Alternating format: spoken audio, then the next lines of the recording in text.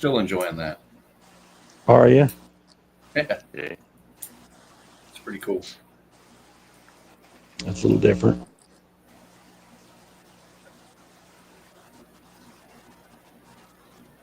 So anybody got anything going on? Work. I just been messing with stupid lights. You still doing that?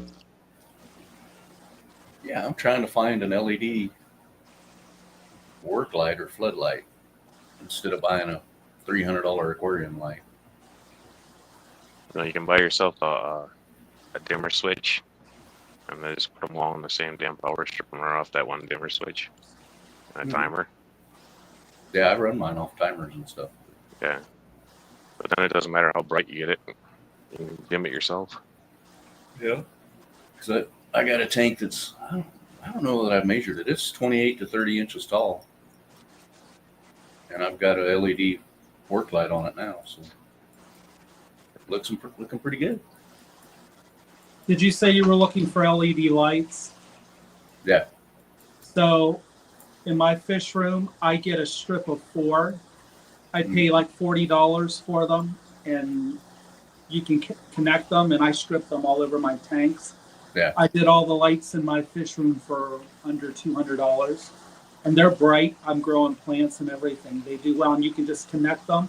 So if you only have a couple outlets, you have enough cords to connect them. And I did both of my fish rooms with them. Mm-hmm. I've seen those. I've got 3 that way that plug together. Yeah. They work pretty good. Yeah, they work for me. And with as many tanks as I have, I needed something where I had to get some decent lighting, like you said, without spending hundreds of dollars for aquarium lights. Mm-hmm. I mean, like how many tanks you got now, Ed? I have about 110. But yours is the whole basement, right? Yeah, so mine's in my basement. I have 2 rooms in my basement. The one side is for my tetras and all my babies I'm raising, and then on my main side it's for all my goodies. Yeah, I try to stay in the wife's good graces and stay in this room. You know, I could take over the spare bedrooms and all of that, but I'm not going to. Yeah. If I had a basement, it would all be fish room. I didn't have much of a choice with expanding because I'm getting so many babies I need to rear out.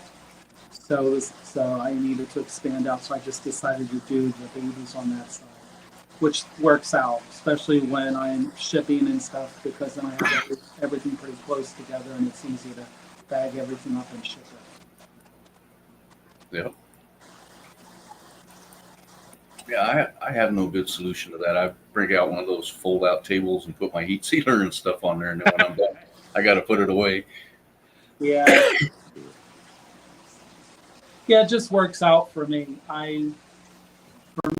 Like my goodies, when they start breeding, I just let them go because you never know when they're not going to breed. So Yeah. a lot of my crocodons are starting to breed right now. So, and I have anywhere from 6 to 8 different colonies of each species. So I need to have that room for the babies.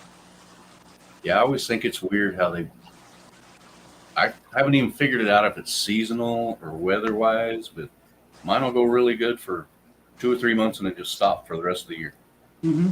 So I was just in contact with Michael Koch with Goodyear Working Group, and I was discussing with him a couple and what they're finding down in Mexico.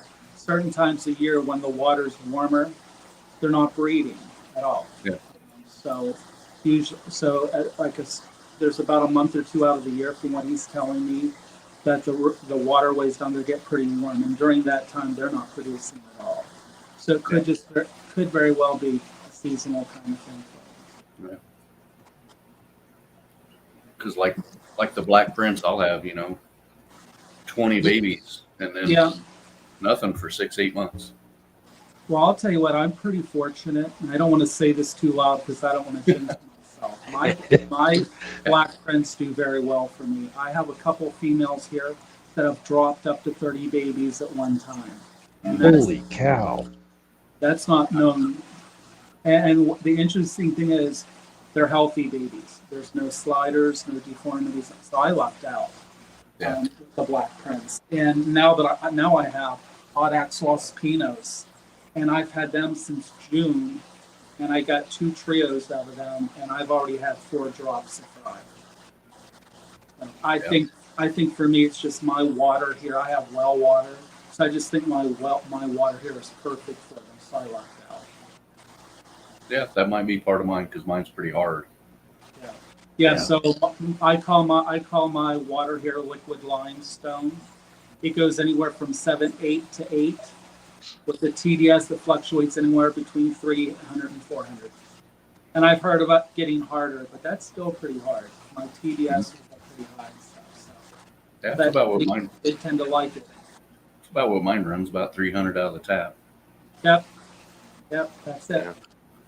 Mine And- usually runs around 18 to 30. You should be like I said, I just think I lucked out. you should be like a big Carradina breeder or something with that water, Jeff. Rams and Epistos and South American.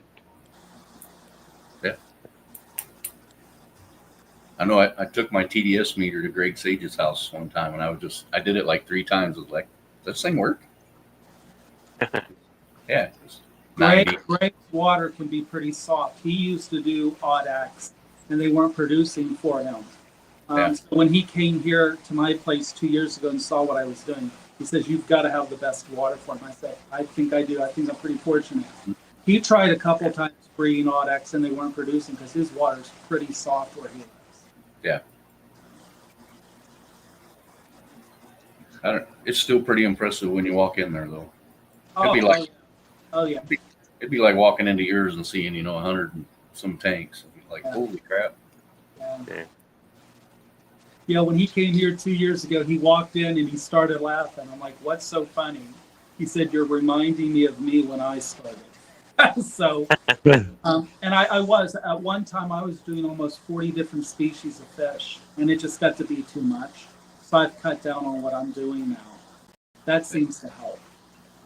But he was doing the same thing, and you get to a point, when you first start, oh, I want this fish, I want this, I want this. It gets to a point, especially when you have this many tanks, it's hard to keep up. Hard to keep up.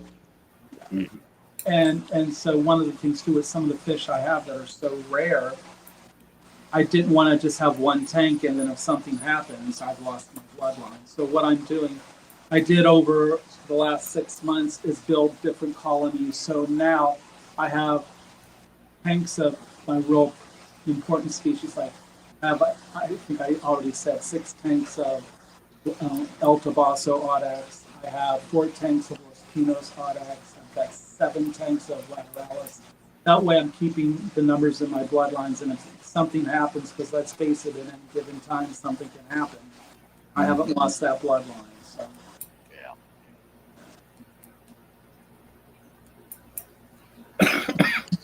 Well, I don't have that many tanks, but I have usually 2 of everything. Yeah, that's the one thing I tell people if they want to start working with these fish, don't put all your fish in one tank. Because just when you think it won't happen to you, it does. And you lose everything, Yeah. That's the hardship of this. Is you really have to be protective of these fish. Well, and then you run into the problem of how hard they are to get back. Yeah. You got to find somebody that's got them. Yeah. Well, what I do is I have about 5 or 6 people I work with in the country, and we share bloodlines so that if something happens, we always have more to fall back on if something happens. Yeah. Recently, I just did that with my lion's eye. For some reason, lion's eye in my fish room, they maintain, but they don't do well. And just a few weeks ago, I was down to 2 females. And I had to call one of my friends and say, "Hey, I need some females." Okay, I'll send them. So hopefully they'll start building up again. But that's another thing I tell people is have a group of people that you trust and keep those bloodlines going in case something happens. Yeah.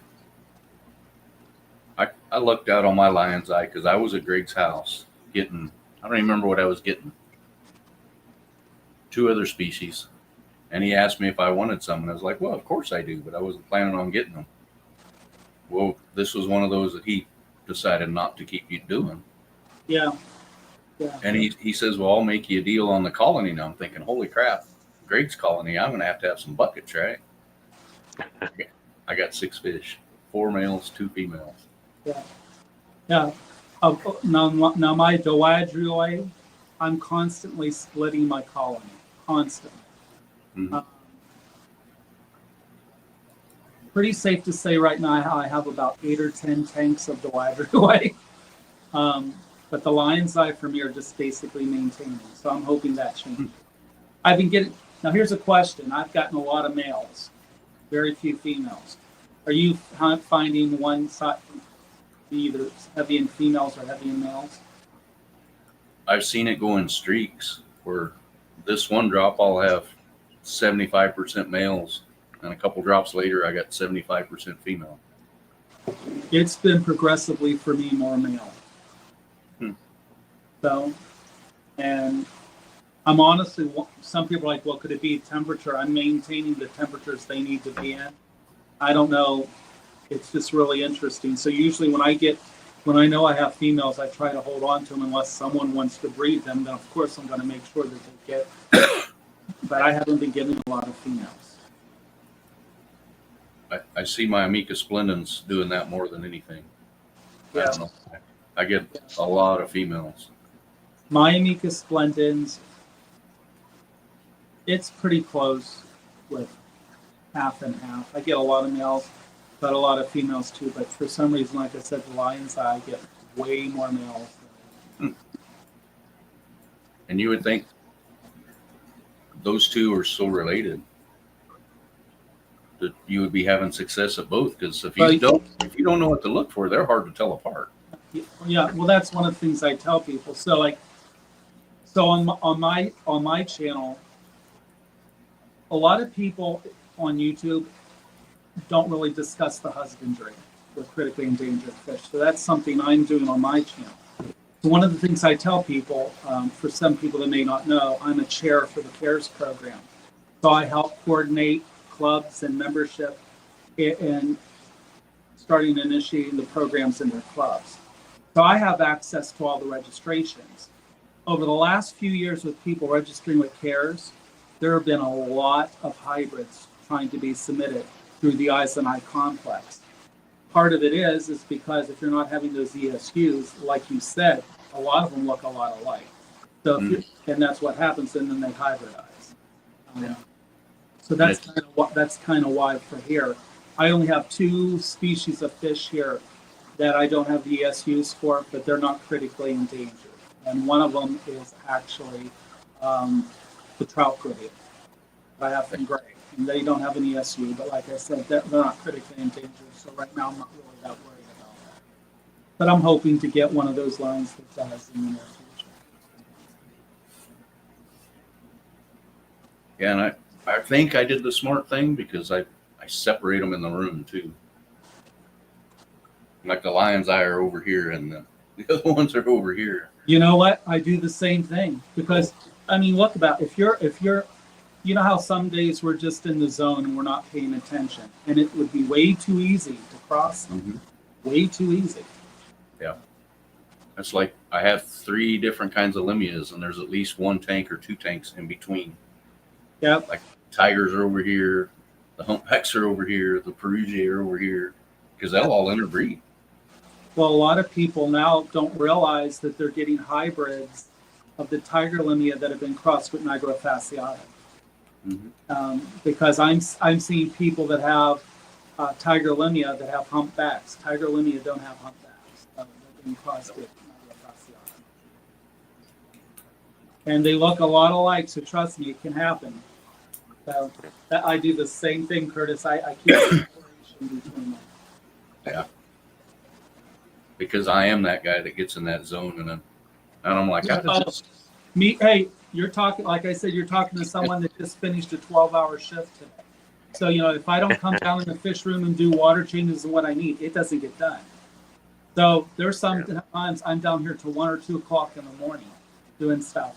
And it's way too easy to make a mistake like that. Mhm.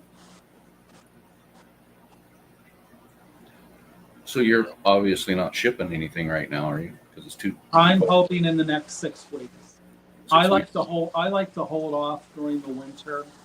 I start a few weeks before the holidays, and I usually start up again beginning or mid-March. Yeah, because I'll probably be wanting some of those Los Pinos and some Lateralis. Yeah, sure. Yeah, absolutely.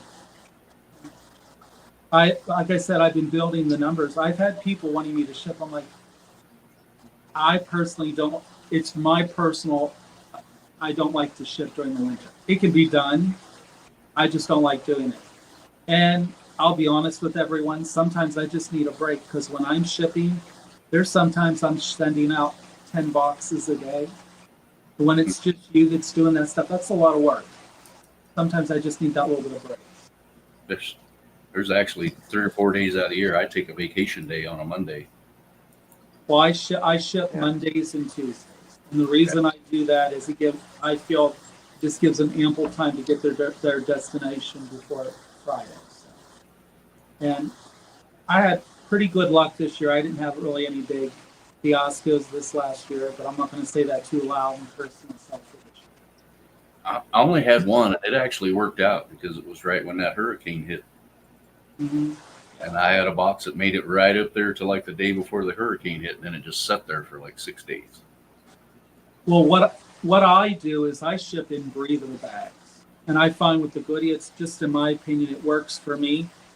But in those breather bags, they can last in there for quite a few days, and they're getting gas and oxygen exchange. So if something does happen where they're in transit for a while, they have a really good chance of getting through, unless they get overheated or it's too cold out or something. But what I did this year that made things different is this last year, I'm no longer shipping to people's doors. I require them to pick it up at the post office. Reason why was because a couple of years ago, someone got 3 pairs of Lateralis from me, shipped them out, told them when it was going, okay, I'll be there. They went to work. It was in Texas on a hot August summer day. They sat outside their door for 12 hours. They came home, and of course, the fish are going to be dead. So after that, I just so now what I do is I coordinate with people, and they have to pick up at the post office. And since I've been doing it, there have been no fiascos or anything, and that's just the way I'm shipping now. Because for me, I want the fish to get there safe and healthy, and it just worked out for me. But with the breather bags, I don't have really much of an issue at all. Don't have to worry about ammonia burn or anything like that. You just have to watch how you're packing them. You don't want to overinflate them and stuff, especially if they're going air. Other than that, I've had really good success. Yeah, I tell everybody I cheat. I have everything sent to my brother's house. Uh-huh. Well, he's retired, so I just let him know and give him the tracking number. And he has a couple of tanks, and he always gets excited and opens the box, which is all right because this summer I had a very big company ship me fish in the summer with a heat pack in it. With a heat pack. Yeah, That makes a lot of sense.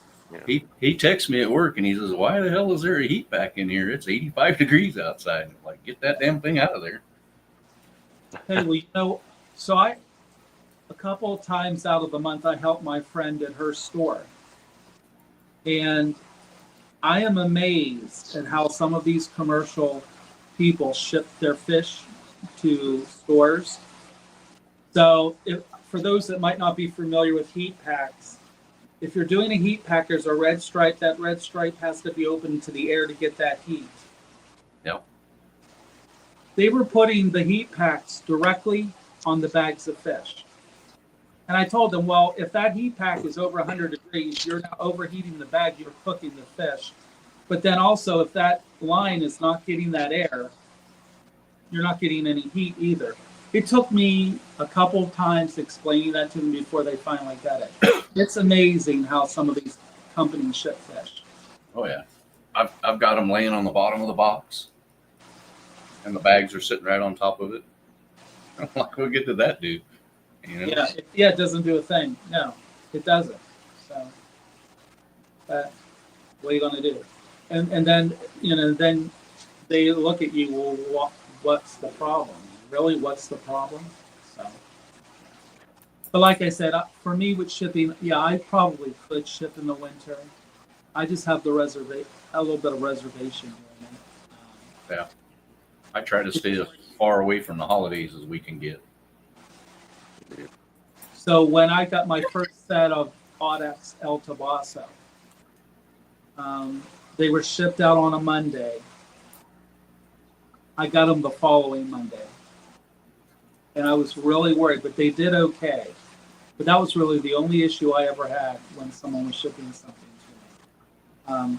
But that was one of the ones, that's one of my, let's put it this way, I spent a good chunk of change on 6 fish. And I was sweating it. I was sweating it, but it came in okay. But I've been pretty fortunate with what I've received and what I've sent out. I haven't had really any fiasco, too many fiascos. The heat pack on the outside of the foam liner. Yeah, I don't see where that would do any good at all. Yeah, I read that. Mm-hmm. I'm sorry, I didn't catch all of that. They got a box shipped in the winter, and the heat pack was on the outside of the foam box. Yeah, that's not going to do anything. Yeah. I guess he taught me with having it put on the bottom of the box. Yeah. But yeah, I'm looking forward to this season. I'm hoping. I think it's going to do very well. Like I said, I've grown numbers of the fish that I needed to do this year. So I was telling Greg a few days ago, my Skiffia are going like crazy. My multi-punctatas, I have 2 locations of multi-punctatas. Between those 2 locations, I probably have 8 different tanks. And I've just got juvies and stuff that are ready to go. So anyone that needs Skiffia this year, I'll have them. That'd be me. Yeah. People are like, how are you keeping them going? I give them more vegetable matter. The Skiffia do better with more vegetable matter. So what I'm doing is I have a source for kelp, and then I make my own flake from the kelp and feed that, and that seems to help. Skiffia can get bloat similar to like Malawi cichlids. So by giving them that extra fiber, they're less likely to develop that. And it's worked for me. I've been feeding it now for about 8 months. Haven't had a single Skiffia from bloat since. Yeah. I didn't realize how much vegetable matter they want until I either put in that the vegetable rapashi. I put it in there for the pleco that's in there. Well, if it is, all the pleco wouldn't get nothing. Yeah, that's with Skiffia, they're herbivores, so their digestive tracts are a lot longer. You can feed them protein, but if it's not getting pushed through, the protein that creates the bacteria forms a gas and causes that bloat.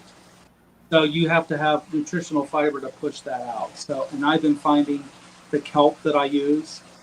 So I have it shipped to me literally, and I dry it myself. I let it air dry out.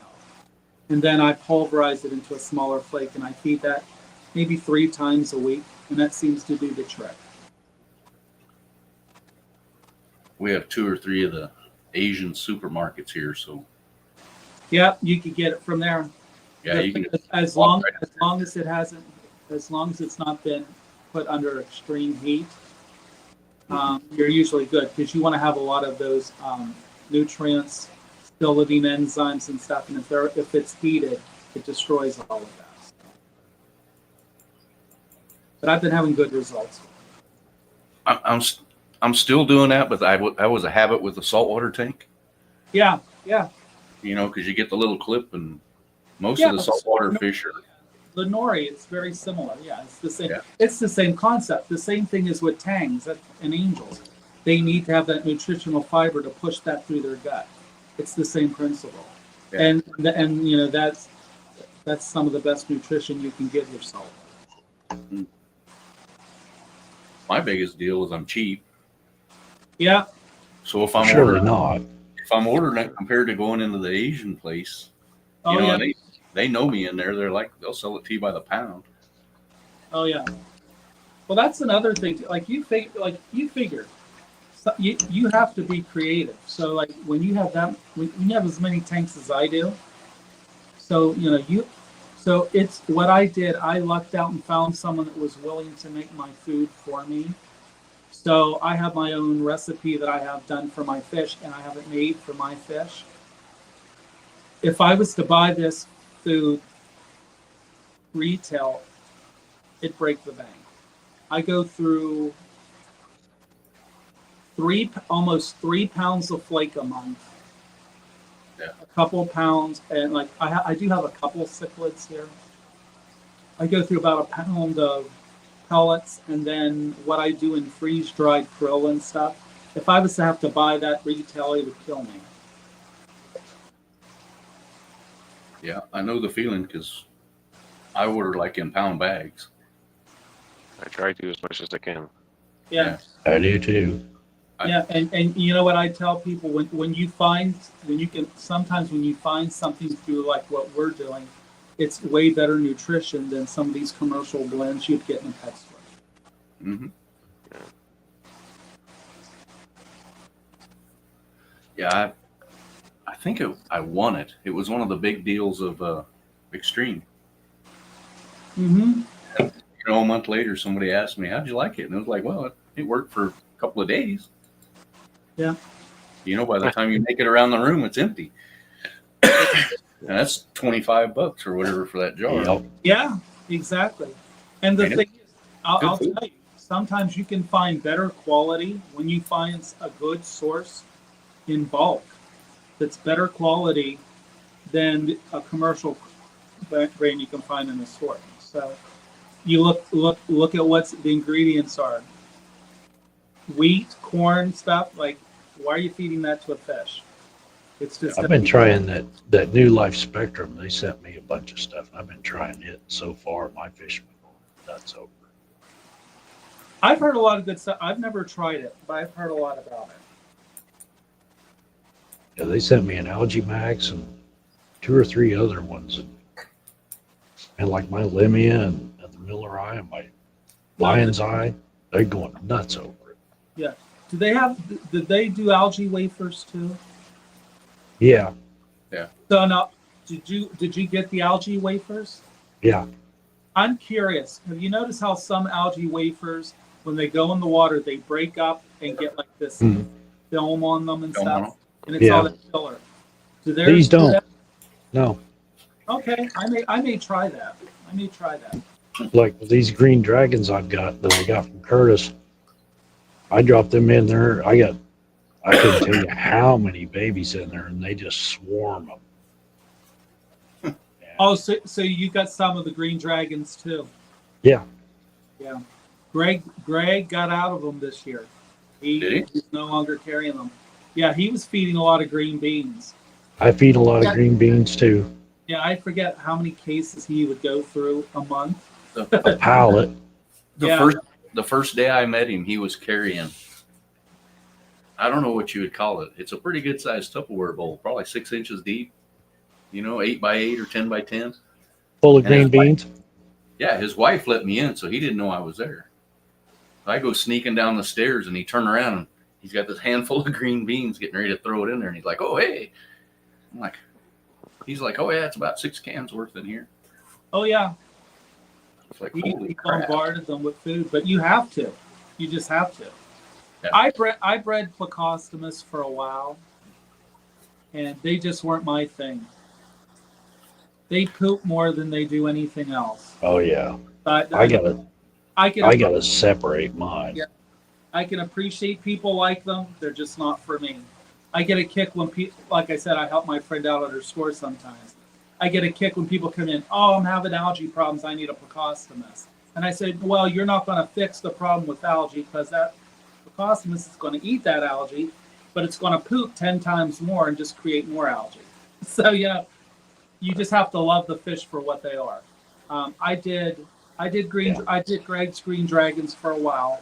I did super reds and stuff. It just wasn't my thing. I'm doing some quarries right now for the BAP program, and once I finish that out, I'm not really that. I've got one species here. They keep throwing me a ton of eggs, and I get maybe 2 or 3 babies hatching. So I don't know if they're still too young, or I don't know. Water might be too hard. Yeah, I want to say too hard of water. I'm wondering too if maybe that's part of the issue. So I've been trying some different things with RO too. So we'll see. You know, I don't know if you know who Richard Reynolds is. He's a breeder out of Florida. He breeds all kinds of crazy stuff. He sounds familiar. But he'll pull like his rainbow mops or his killie mops or whatever, and he puts them straight into a bucket of RO water. I've had people tell me that. I've had great success over the last 2 years doing rainbows, killifish, stuff. The only issues I've had with killifish, mop spawners I've done great with. I've been able to successfully spawn a few peat. But I can remember doing killies back in early 2000. I was producing so many killies, I was literally giving them away. This last time I tried killies, I just wasn't producing like I used to. Yeah. But yeah. Well, I wonder if anybody's done that with Cory eggs. Put them in RO water. Yeah. Yeah, there's some that have tried it. You've Well, tried what I'm I doing, don't know. yeah, what I'm doing is letting them go through a dry season. So I'll maybe go 6-8 weeks with no water change, feeding them lightly, and then like tonight, a front came through here. It's been storming here all day. I would do a 3/4 water change to maybe just a little bit of water in a 20-gallon hot, and then do complete RO water, and that seems to trigger them. I get some hatching, but not too many, and I'm wondering if maybe what I'm doing, incubating the eggs, I do them in full RO. That might be what I need to do. Are you getting any fungus or? No, they're not fungusing. They're not hatching. So I'm wondering if maybe my water is so hard that the shell of the egg gets really hard where the fry can't break open. Calcify. Do you see fry in the egg or no? I get a few fry here and there. I haven't looked at the eggs. I have a microscope here. I have to look at really see what's going on. But I think what's happening, my water is so hard that the eggs, they don't fungus, they just harden. I have 2 pairs of blue Pinoy angels here. They spawn for me every 4 to 6 weeks. No eggs ever hatch, and I've given up on them, and I think part of it's because of my water. I've done full RO with them. Nothing. I'm getting, and I'm wondering if the eggs just harden over and the babies can't get out. That's the only thing I can figure. I've seen them spawn. I've seen the male fertilize them. I've watched it. Nothing's happening. Eggs calcify. Yeah, that's what I'm thinking. Well, Mr. 3G says he uses distilled water. I had someone tell me to do that, so that's something I have not done yet. But look, here's what I think, though. And anyone's welcome to correct me if they think I'm wrong. The RO water has no mineralization. Distilled water basically is the same thing, but RO is more pure. So you would think the RO would work. But I've had a couple of people say, try distilled water. There's a guy here in my area that breeds a ton of angels and discus, and that's what he does. That's one thing I haven't tried yet. He pulls the eggs, puts them right in distilled water. So maybe that's what I need to do. Still does a really low pH though, isn't it? Just Yeah. naturally out of the jug. Yeah. I don't know. I'll be the first to say I've kind of given up on angels because after playing that game for over a year, it just got really. Yeah.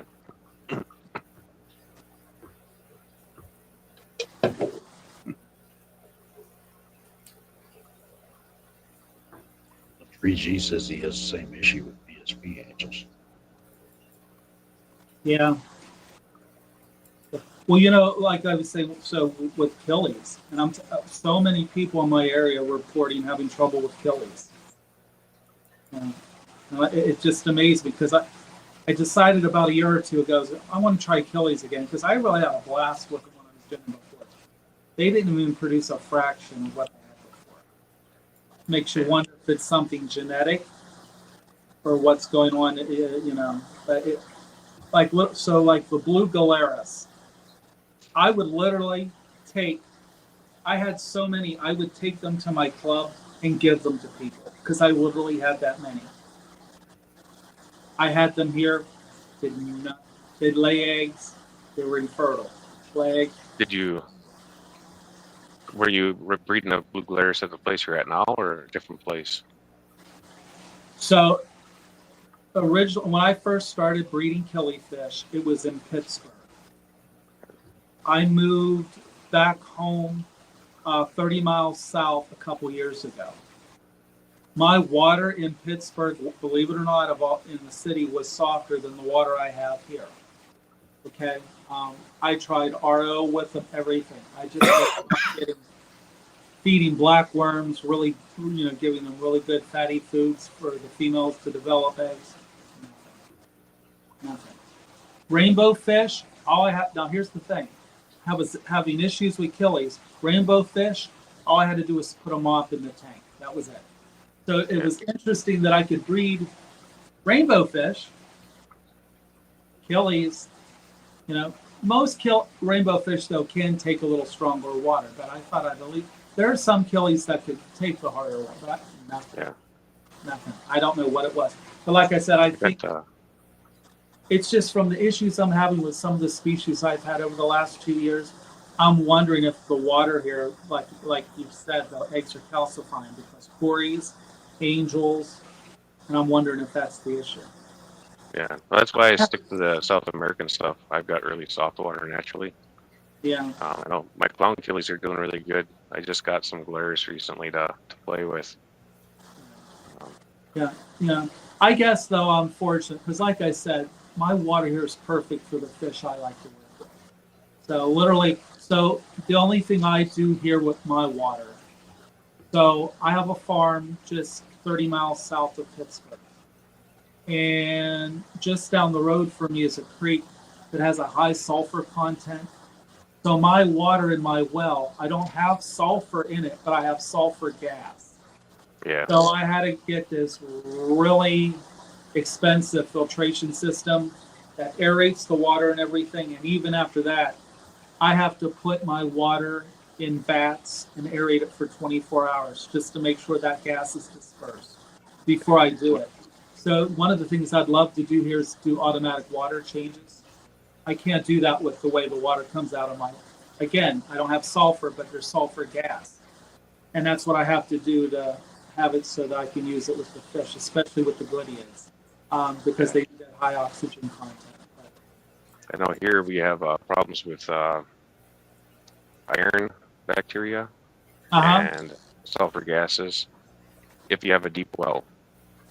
I have a shallow well, so I don't have any of those issues. Yeah. That's another thing too with this. Thank God for this well. If I had to pay for water, because I'm doing a few hundred gallons a day, so you just figure what it would be in a month if I had to pay for that. My heating bill alone is enough. Yeah. The city never contacted you and say, "Hey, how come you're using so much water?" Yeah, not when I was in. No, when I was in Pittsburgh, I only had about 30 tanks when I was in Pittsburgh. So when I moved here to this farm a couple years ago, I had the space.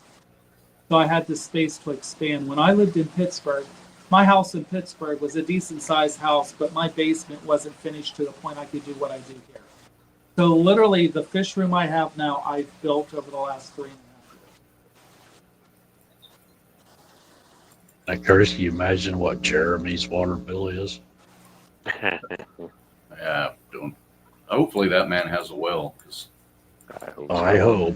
My God. you fill up a 4,500 and find a leak, and you drain it out to work on the leak.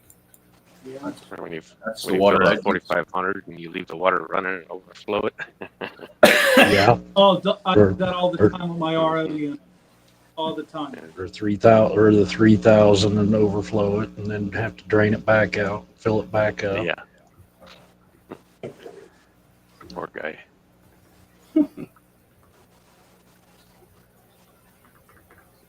like his 1200. We water tested it, and he just pumped water out of it into other tanks.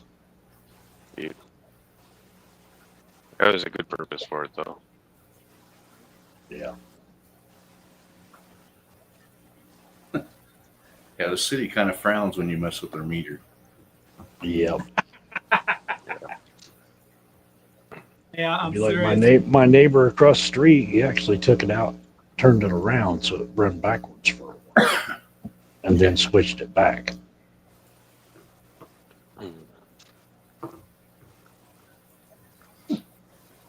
You could be like the first apartment that I lived in. Every apartment had an outlet and it had a garden hose spigot so you could wash your car or whatever in the parking lot. And I would come home from work and people rented the room next to me had extension cords and crap plugged into my stuff. Yeah. I've seen that Garden before. Yeah, garden hose ran through the window and I'm just like, hey. Seen that before a few times. Mr. Alex. Hey, sorry I'm late. Can you guys hear me okay? Yep. Yeah. Awesome. Hey, Ed, how you doing? Nice to meet you, I'm sort of doing in well. person. Sure.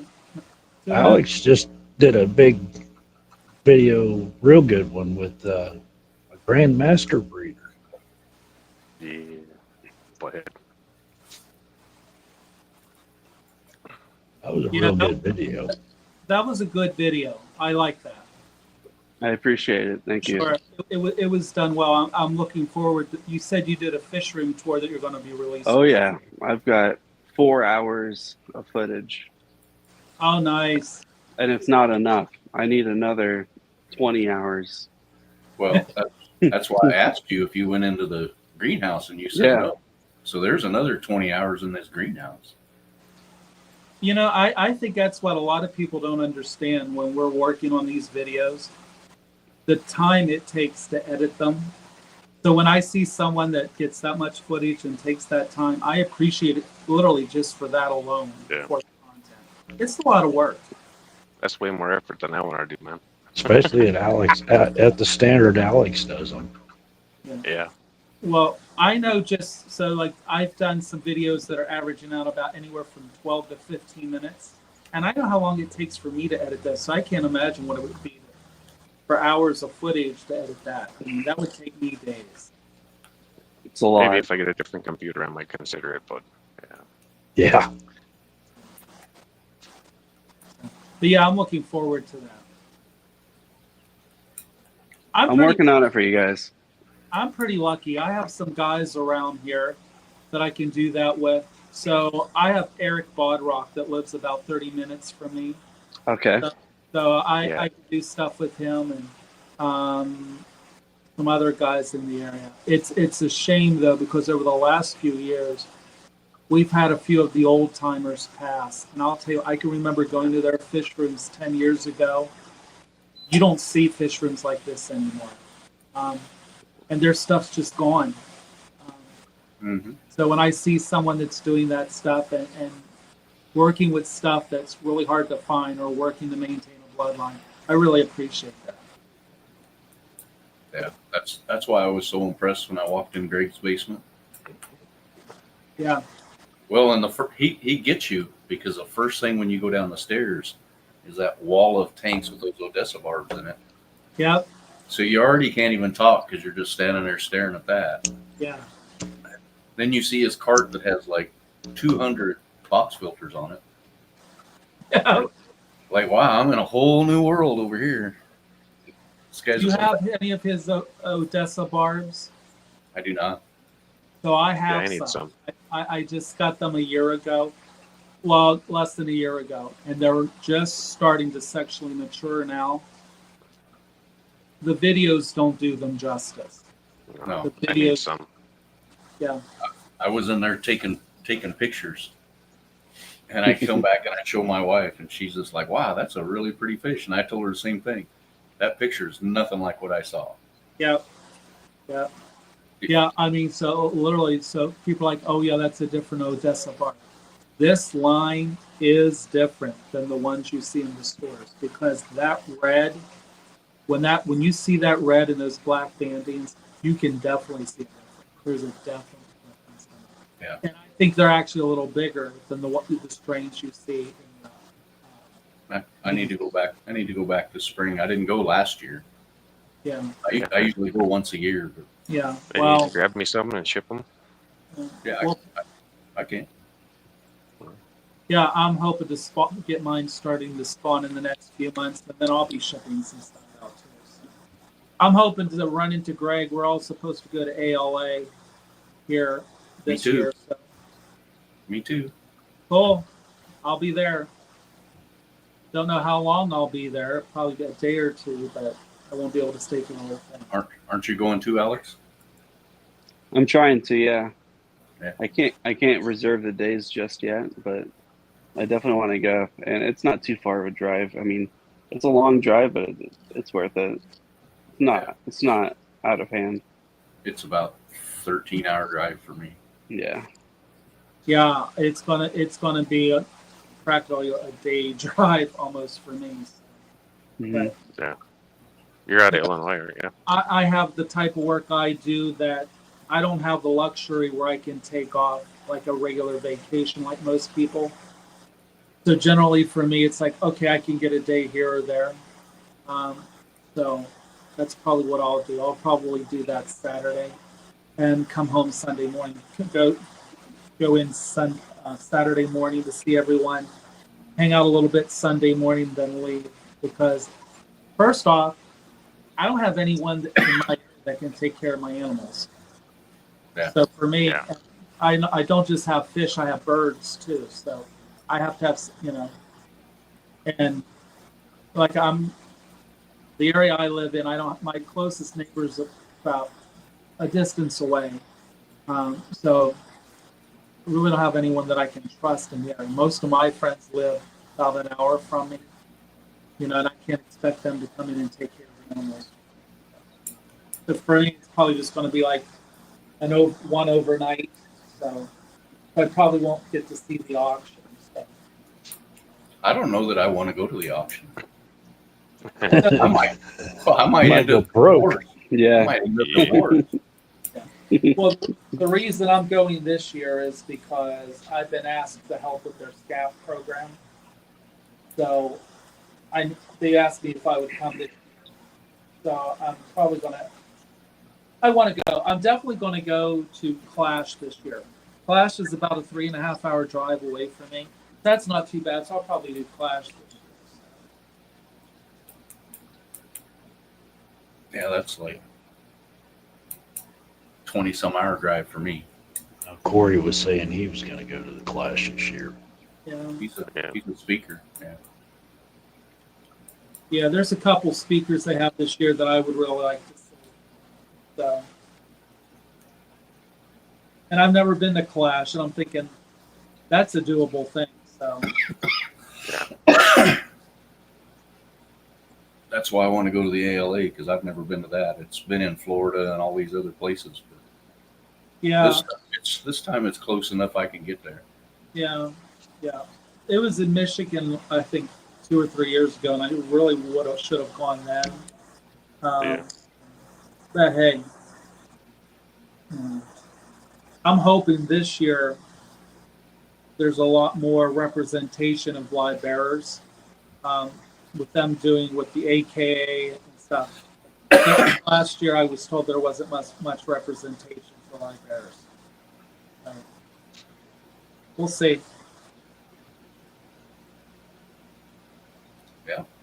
We'll see. Yeah. I think it's like a 14 or 15 hour Alex, drive how's that, for me to get to the Clash. I know a lot of people that go to the Clash too. So for me, it's like I'd be there, and I'd be around. To me, a lot of the people I know, like Latoya, they come to, they're members of the club. So I know a lot of these people.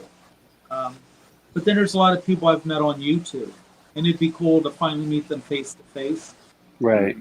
Because I'll tell you what, this may sound hokey, but I've met some really good people through YouTube. And what I like about it, we talk about our hobby, nothing else, and we all support each other. And you don't really see that much anymore. So when I tell people, Well, I don't know about that Curtis. You got to watch that Curtis guy though. Ed. oh yeah, That, you got to watch that guy. Yeah. but no, I've really been enjoying the last few months and the people I've met. So I've met some really cool people here. You know, so it'll be cool to see everyone face to face. Now I got to ask you: was Greg taller than you thought he was when you met him in person? Not really. Because I watched all of his videos, and half of them he's sitting at his desk, answering emails. Well, you know what freaked me out about Greg? Then he walked up to me, and I'm like, "Holy crap! He's a lot bigger than I am." Well, what freaked me out about him, is he plays the trumpet. Mm-hmm. And we were talking. He said, "Well, you know what? I played for Hart." And I went, "What?" And I remember, being in school in the '80s and stuff. Hart was the thing, and it just blew me away because here it is, a guy I respect for what he does in the hobby, and then find out that he was a trumpet player for a band that was really popular when I was in school. It just kind of floored me. Yeah. But he's one of those. What I like about him, there's so many things about him that are interesting. He said, if you've never had the opportunity, and I'm sure you'll agree with me, Curtis, when you see his videos, oh, he can't be that nice. He is. Yeah, he is. He's genuine. So he's the type of gentleman, if you have a question, like you email him, and Curtis, believe me. correct me if you think I'm wrong, you'll get, yeah. And, I know. Early on, I emailed him asking him questions, and to make a long story short, how I got into Good is, I was a rep for a pet food company when COVID hit, and I ended up losing my job, and all of us were home for a while because we couldn't go anywhere. So I'll never forget, it was a late Friday night, and I'm like, well, I'll just put YouTube on, and I looked at Greg's videos. And it was his tour from 2019, and he was showing all these goodies, and I was intrigued. I'm like, well, I'm going to email this guy. What's the worst thing that could happen is he never responds. He responded back. Not only did he not respond back, The next day. he became a mentor. Now he's a friend. And you don't find that too often. So, people are like, oh, he can't, he's a nice guy. And I tell anyone, if you have the opportunity to meet him, take it up. He's someone that has a lot of information to share. And he's a good guy. So. I emailed him here last week because some of these fry that I got for these green dragons, they got the green dragon body, but their fins are snow white. Okay. And I emailed a picture of them to Greg, and he'd never seen anything like that. Yeah, I don't know how you got that because all of mine are green. Well, Yeah, well, I've got some that, like I say, I got some that are our regular green dragon, and then some that are snow white, and then I've got these ones that are both. And Greg said he's never seen it. so when Greg was doing Green Dragons, he had a small portion that were coming out white. Mm-hmm. And he was trying to redevelop that line and call it the Snow Dragon. Yeah. Now you can look this up on his YouTube channel and find it. What he found happened, the Snow Dragons would get to a certain age and then die. And I forget what he said that was the issue with it. So what he was trying to do was build the line where they would get past sexual maturity. Yeah, all of that. They never made it to adults. Yeah, they never made it to adults. See, that's what I was asking him about. Yeah. So so now you're getting some that they're throwing the body's green, but the fins are white. Yep. I could see that because he was getting ones that were all white. Yeah. I've got ones that are all white. Uh-huh. I've got some of the white ones that have the red eyes, like albinos, and then leucistics that have the black eyes. Okay. And then I've got the regular green dragons. And then I noticed today that some of these ones that are both colors, some have red eyes, some have black. Uh-huh. Yeah. And I emailed, and I took good, clear pictures and sent them to Greg. And I've never seen anything like that. How long was your email? Did it take you like 10 minutes to read it? That he sent back to me. Yeah, about that. That's Because he was explaining how the line has never been crossed with anything, and how he'd been breeding them and trying to improve, the snow dragon line, but he'd never seen anything like that out of all the ones he's bred. I said, well, I don't know what happened. This is just how they came out. He said, well, it might be some kind of new morph, but keep an eye on them because as they age out, the colors may change. Mhm. Yeah. He's, Yeah, he- he told me one time how that line started, but I forget what it was. Yeah, What they there's a did. video on it. I remember Yeah. watching it. yeah, it Yeah, was I've watched it. a guy that had them that wanted Greg to breed them. Yeah, Then that guy came back later and he wanted a bunch of money or something for him, and Greg basically said you could have them back, and then the guy didn't want them back or something. Yeah, yeah, I something think like that guy It's bought them crazy. from Yeah, it was something like that. a gentleman that passed away. That was working the line there originally, and then he forwarded them on to Greg. Yeah, I don't remember the whole story. I can't believe he's not doing them because it seemed like a third of that room was green dragons. That's Well, probably why he's not doing them. do you know what it was? I mean, he was spending a fortune to feed those fish. Yeah, Oh, And, I bet. and Greg is the type of person, he will call a major portion of a line and then just raise up the best quality. So what was happening, he was calling so much, and then for what he was feeding, it just wasn't. And I get that. Yeah. But you figure like the money he was putting into green beans and stuff to feed them and stuff, and then you're culling a high percentage of them that you feel doesn't meet your standard. I get it. Right. I can't remember. He was buying his green beans from a restaurant supply company, Yeah. like Hmm. buying a pallet, Pallet. like a pallet. Yeah. Yeah, that would get expensive for sure. Oh, it is. It is. Yeah. Well, he showed me his filter floss, and he does the same thing. It was a pallet of filter floss, and I'm just like, holy crap! Wow. Well, That's a lot. that's what me. The reason that I did an LLC, by being an LLC, I have access to wholesale accounts where I can get stuff in bulk. That if I had to pay regular retail on it, I wouldn't be able to run this fish. There's no way. Right. yeah. I need to finally do that. Well, you know what? I'll let you guys in on a secret. I haven't really told anyone this. About 6 months ago, I sent a picture to Greg.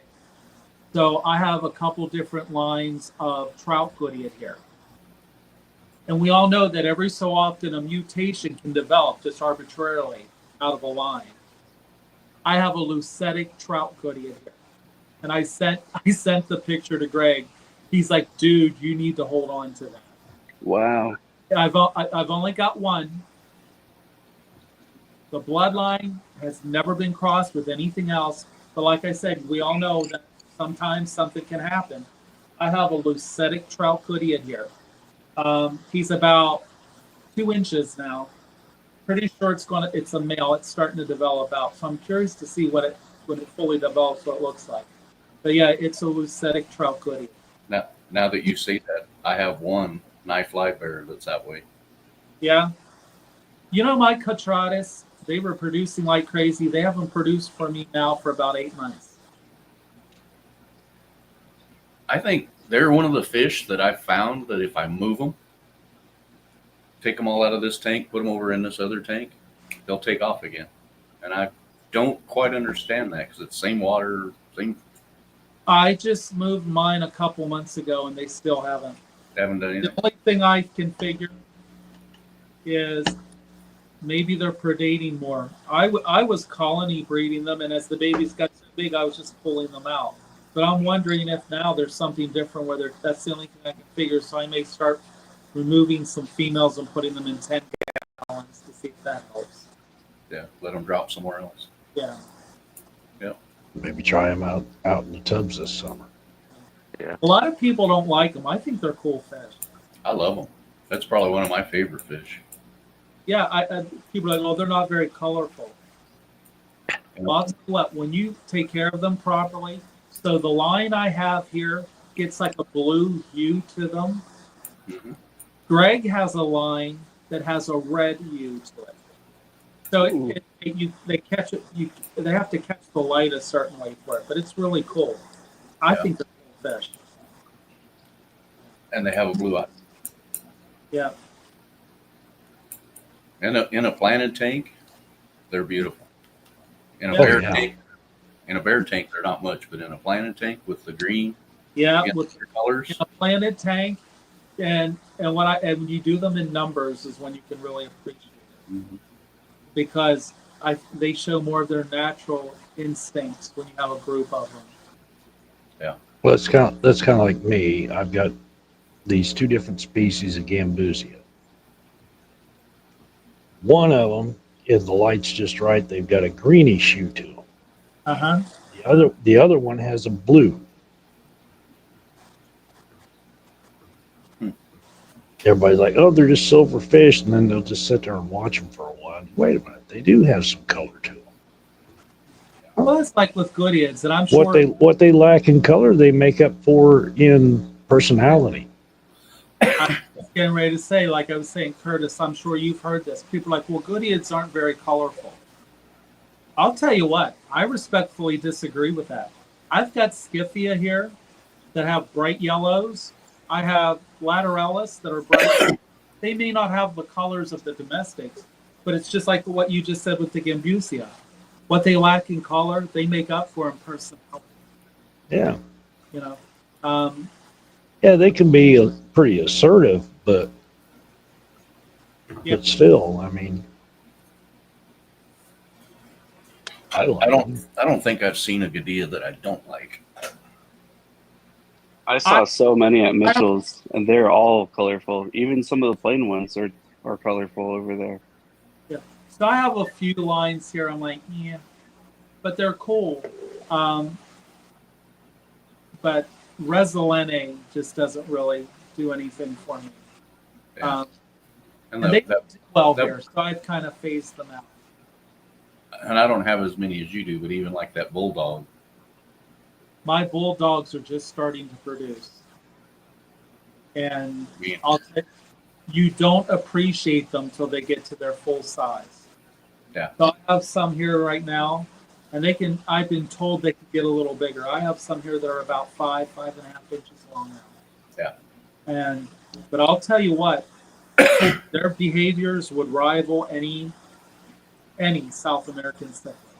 Oh yeah, So, but they're just starting to produce for me. They're a cool fish, but a lot of people wouldn't like them because they're a silver and gray fish. But when you watch their behaviors, that's what makes them really cool. they kind of remind you of a cichlid in a way. Yeah. Well, I say the same thing about crocodons. Curtis, you have crocodons. Yeah. The males will establish territories.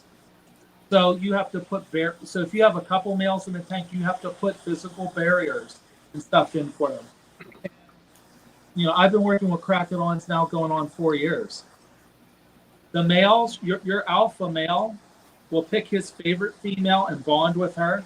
He'll breed with the other ones, and he'll sometimes allow the other males, if you have other males in the tank, to work with them. But that alpha male calls the shots. And it's really interesting to watch the hierarchy. And you really have to pay attention. When you just watch, like, oh yeah, I guess it's a cool fish. But when you watch their behaviors, it's really cool. So when I set up breeding colonies, I'll do 2 males to 4 to 6 females. And the reason I do that is I have found sometimes when you put 1 male in a tank, that male gets lazy and says, well, I don't have any competition, so I'll just do whatever I want. Those 2 males together forms a competition. And with a number of females in the tank, you don't have 1 or 2 females that's getting chased throughout the tank. So that's what I've been doing over this last year, building my colonies that way. I've seen what you're talking about, how the male and female Yeah.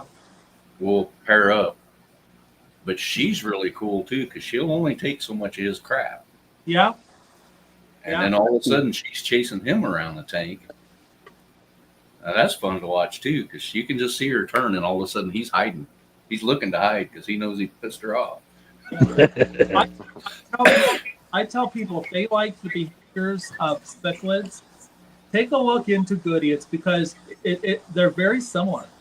People think they're just a little small fish, but they're very similar in characteristics to South American fish. Oh, they think they're 10 feet tall and bulletproof. Yeah. That's what I like about them. Oh, yeah. I do too. And I they're guess cute. for me, I found fish that I found an appreciation for, and I get it; they're not for everyone, but they were there. I just get a kick out of them.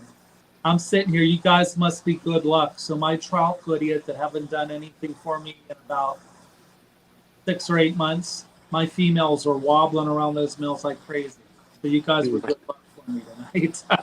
It's Alex. I guess you're gonna have to come back then, huh?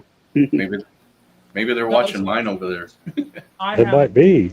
I have 3 colonies of trout Goodeids, and this one colony literally has not dropped anything for me in about a year. Literally right now, I'm serious. Ever since we started the stream and I've been watching, these females are dancing around this male, and I haven't seen. So it's a 75-gallon tank.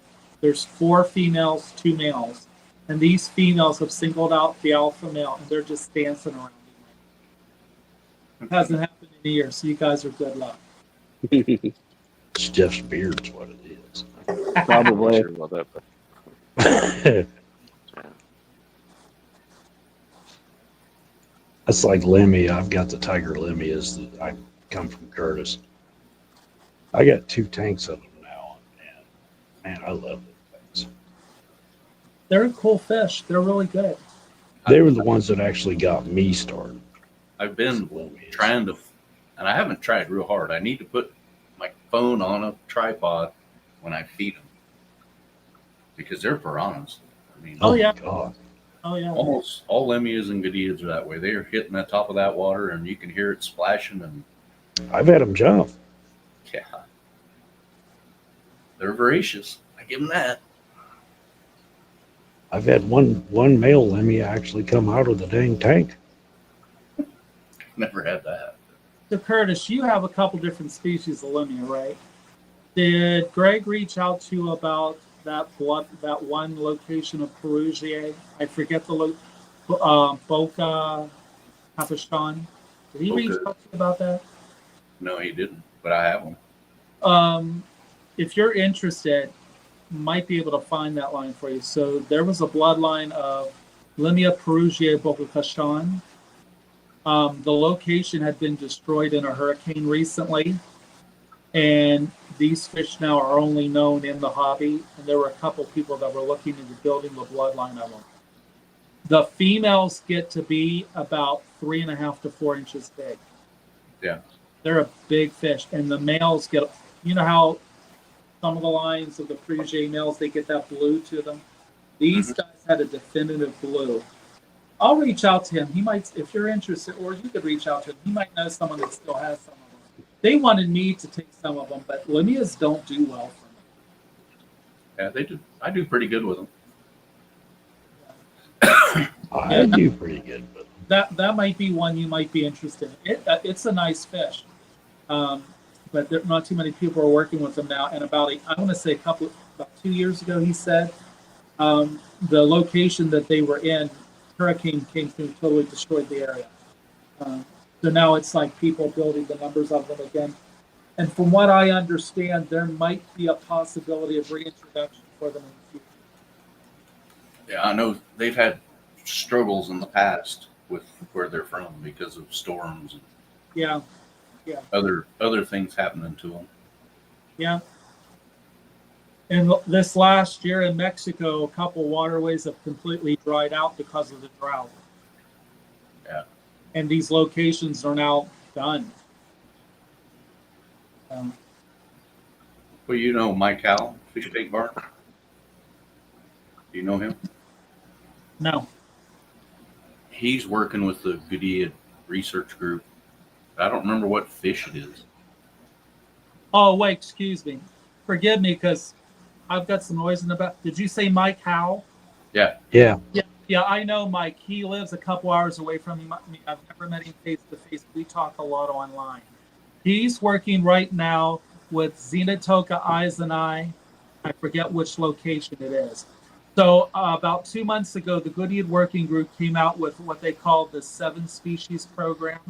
Mm-hmm. So these are 7 species of fish that in the near future will be completely extinct in the wild that they want to focus on breeding. So one of the lines was Crocodon audax los pinos, which I have here. And they asked if I would be a part of the program in building the numbers of them. So there's audax los pinos, Izani, I forget the location name. I can visualize it, but I'm not sure how to pronounce it. I'm looking. I thought he sent it to me, but I'm not seeing it. Yeah.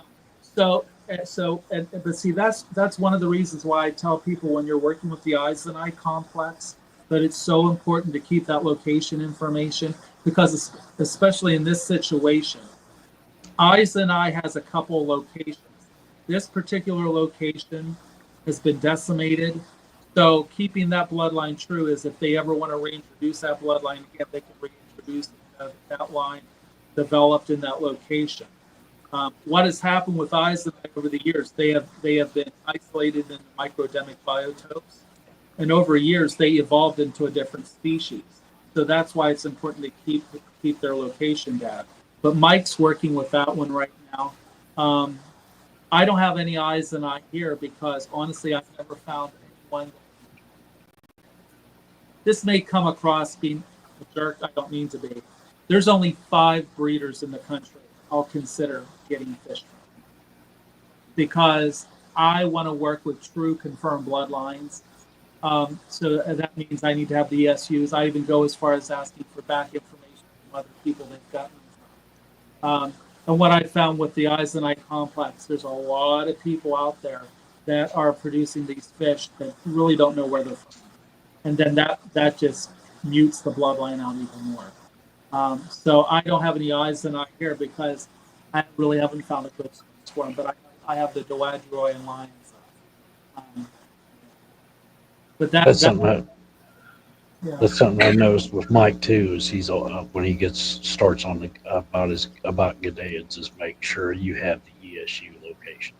Yeah. Well, so that's one of the things I wanted to do differently with my my YouTube channel, is because just from talking with people on YouTube and doing some of the interviews I've done, I've learned something. I don't think anyone's doing anything deliberate, but I really think a lot of people just don't understand the difference in working with critically endangered fish from domestic fish. So when I talk to people about why those ESUs are important, and how it can determine. So just recently, I don't know if you guys saw this recently, for any of you that follow Goodyears, Curtis, you may have heard about this. Xenotoka variata, they just confirmed a new subspecies, and it's location based. So that's why it's important to keep that information, because if you were to lose that information and not keep it, then you have the potential of hybridizing within the species and subspecies. And that's what we're seeing in the eyes of our complex. So keeping those ESUs is important. People are like, oh, it doesn't matter. It does. It matters a lot working with these fish. Mm-hmm. Yeah, when I first got into the Xenotoka line, and you start researching that, and you come across this map where they're all at, and then you're like, holy crap, they're not that far away from each other. Yeah. Yeah. What happened years ago, those waterways used to be connected, but over time they separated out into small volumes of water. And over time, they evolved into different species. So that's what and we were just talking about that. To look at these fish, they all look exactly the same. You know what to look for.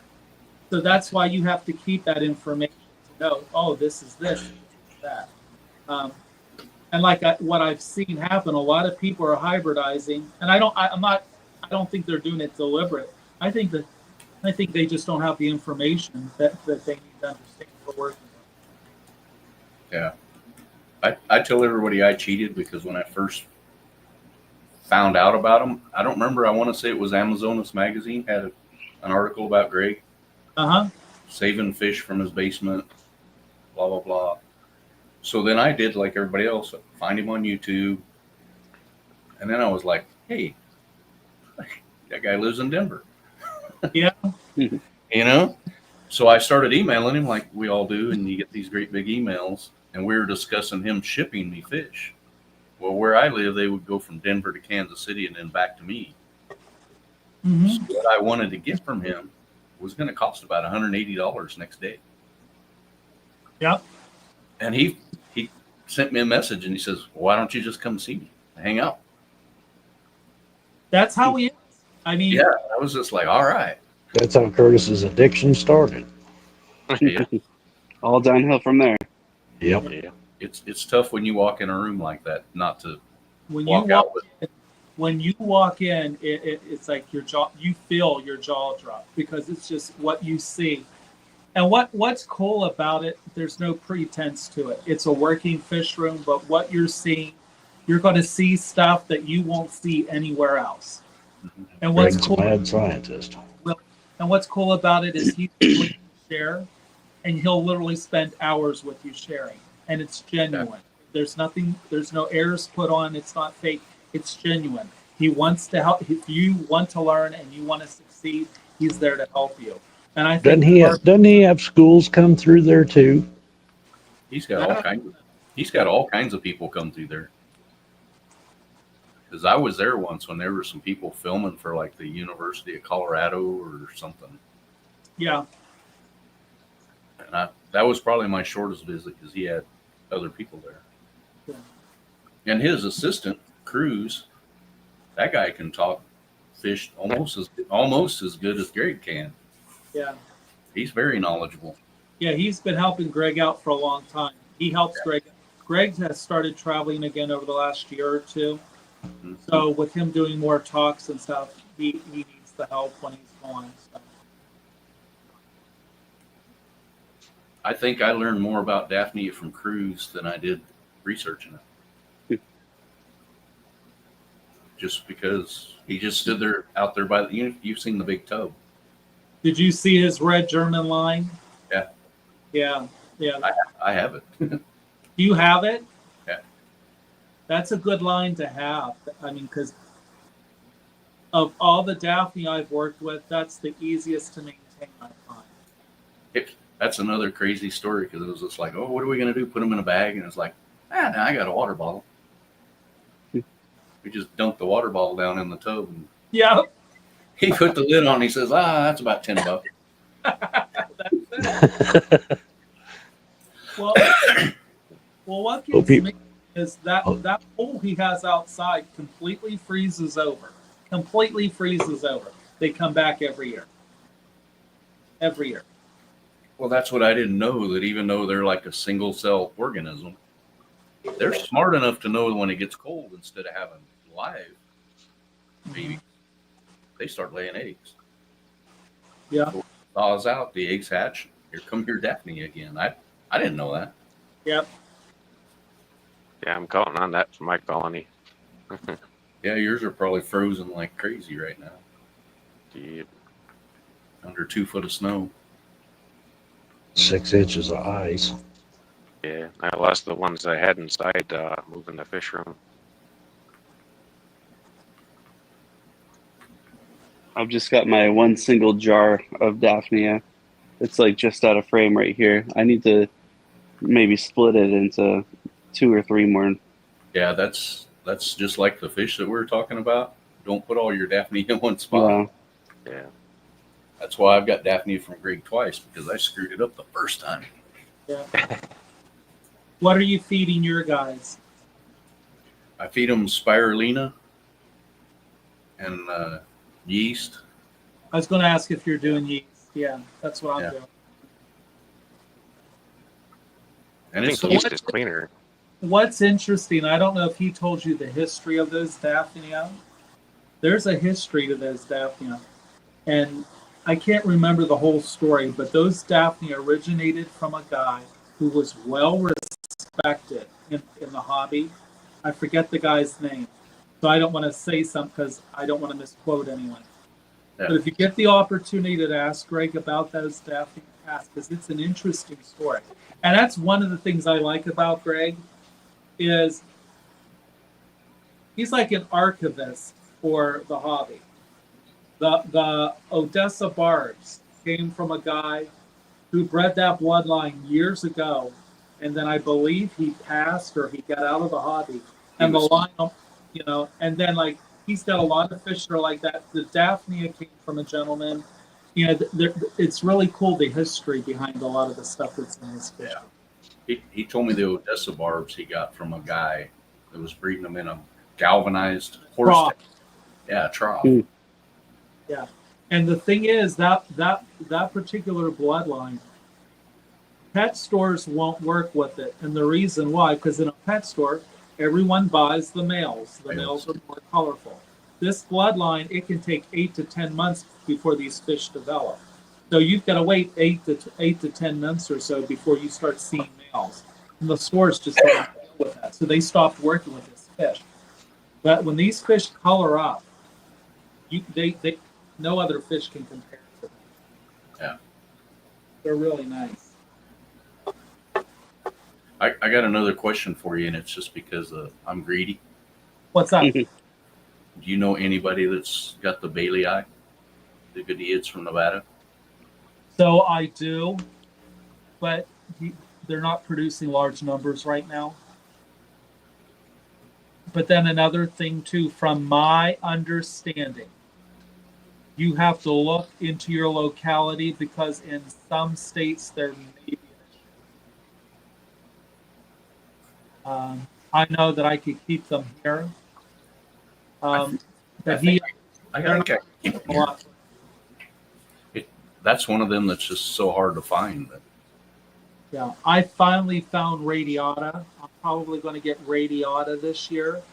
And when I set their tank up, it's going to be a 75 on a chiller system because they won't spawn unless that water's under 65. Yeah. And that's like the Bailey eye or the opposite of that. Yeah, right. They're basically from the desert. Yeah. Yeah. So they like it 78, 80 degrees. Yeah. They could probably handle my fish room. Well, see, my friend who has the Bailey, I got them from a gentleman from the Chicago, one of the Chicago clubs. Yeah. And he's had them for a few years. They just aren't producing yet. I don't know if they need to mature out or if his conditions aren't perfect for them. Because we both know if those water parameters aren't within reason, they're not going to do anything. Yeah. I've just been interested in them since I finally. Oh yeah, they're cool fish, and like he's had them now. Like I said, going on 2 years, I believe, and they just haven't really done anything for him yet. Hopefully this year that will change. I've had fish here I've sat on for 3 years before they do anything. So hopefully this year he'll get some. I'm going to be getting some radiata for him this year, and they're fish that are really cool. So I'm hoping to get those. Which means if I do get them, I'm hoping within the next year or two to be offering them. Yeah, I've been going to ask Josh Cook, but I just That's who he is. that's who it is. Yeah, Josh. He's got his ways and he's got his hands in a lot of stuff. Yep. I've never actually talked to him like me and you were talking, but he seemed like a really nice guy too. You know, I'll tell you what. I haven't met one jerk yet in this hobby. I haven't. I have not met one jerk yet. And Met a few.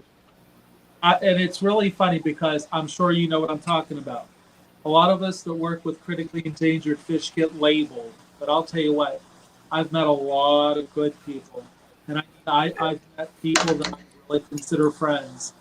And when the chips are down, we help each other out. And Josh is one of those guys too. It's like I have one of his bloodlines here, and he has some of mine. We have this agreement. We share our bloodlines with each other because he's helped me out when I needed something. And that's how you keep these lines going, is you build those relationships with people. So, and I've been really lucky that I've met some really nice people, and I've learned a lot from them. But Josh is a cool guy too. He's a guy. If you have the opportunity to see his fish room, this is one to see too. I They saw did- this he aquarium biotopes. did one on his just That's- recently.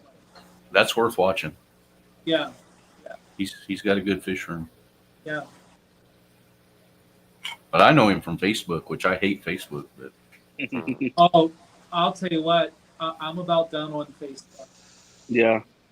the only thing I get on there for is Marketplace, the Goodyear Working Group, and like Josh and a few other people. Well, here's what it is, and I don't want to get in depth with anything, but you know what? I get on to enjoy my hobby, and people arguing the way they are, and I'm sure you know what I mean. I don't want to get into it because Mhm.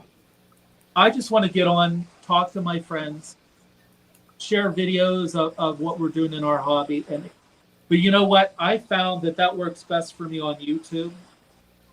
I don't care what your religious beliefs are, your political beliefs. I want to share the hobby. I want to build a rapport with you on the hobby. And a lot of these other platforms anymore are just so toxic. It's not worth it. Yeah.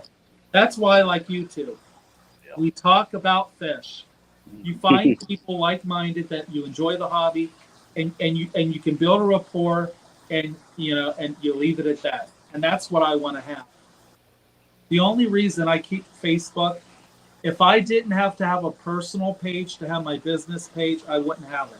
But I have almost 3,000 followers on my Facebook page for the business, and I hate to just let that go.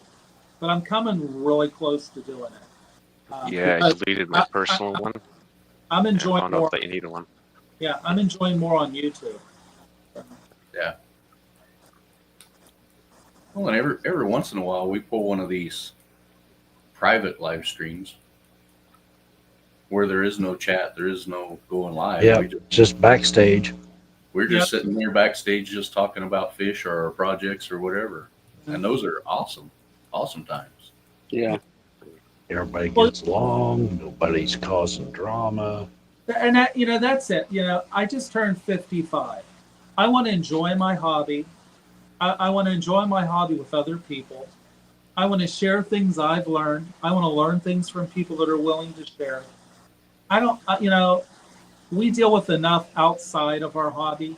I don't want to bring it into my hobby. So I like stuff like this. So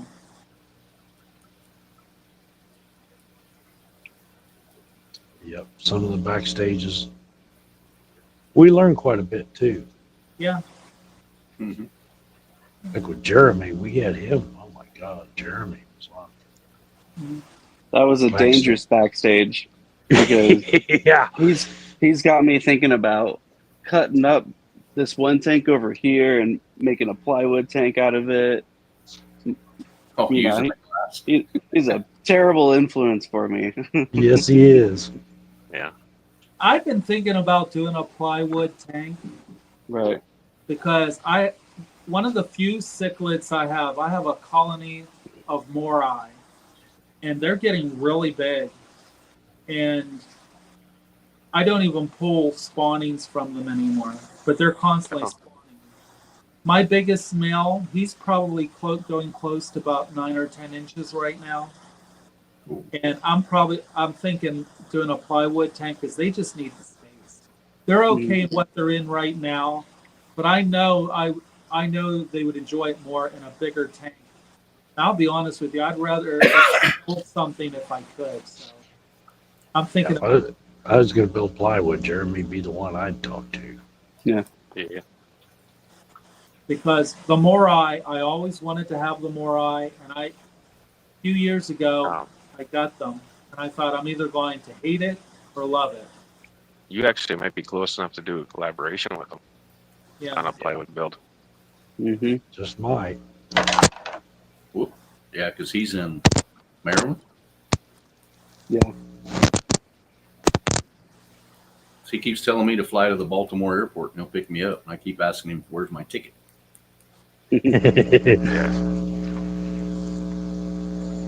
Yeah, where's this angelfish at too? I've never found those angelfish. Yeah. Well, I Not found much. them, but they're out of stock. Yeah. We have a guy local, well, not really local to me. I'm 30 miles south of Pittsburgh. This guy lives up in Erie.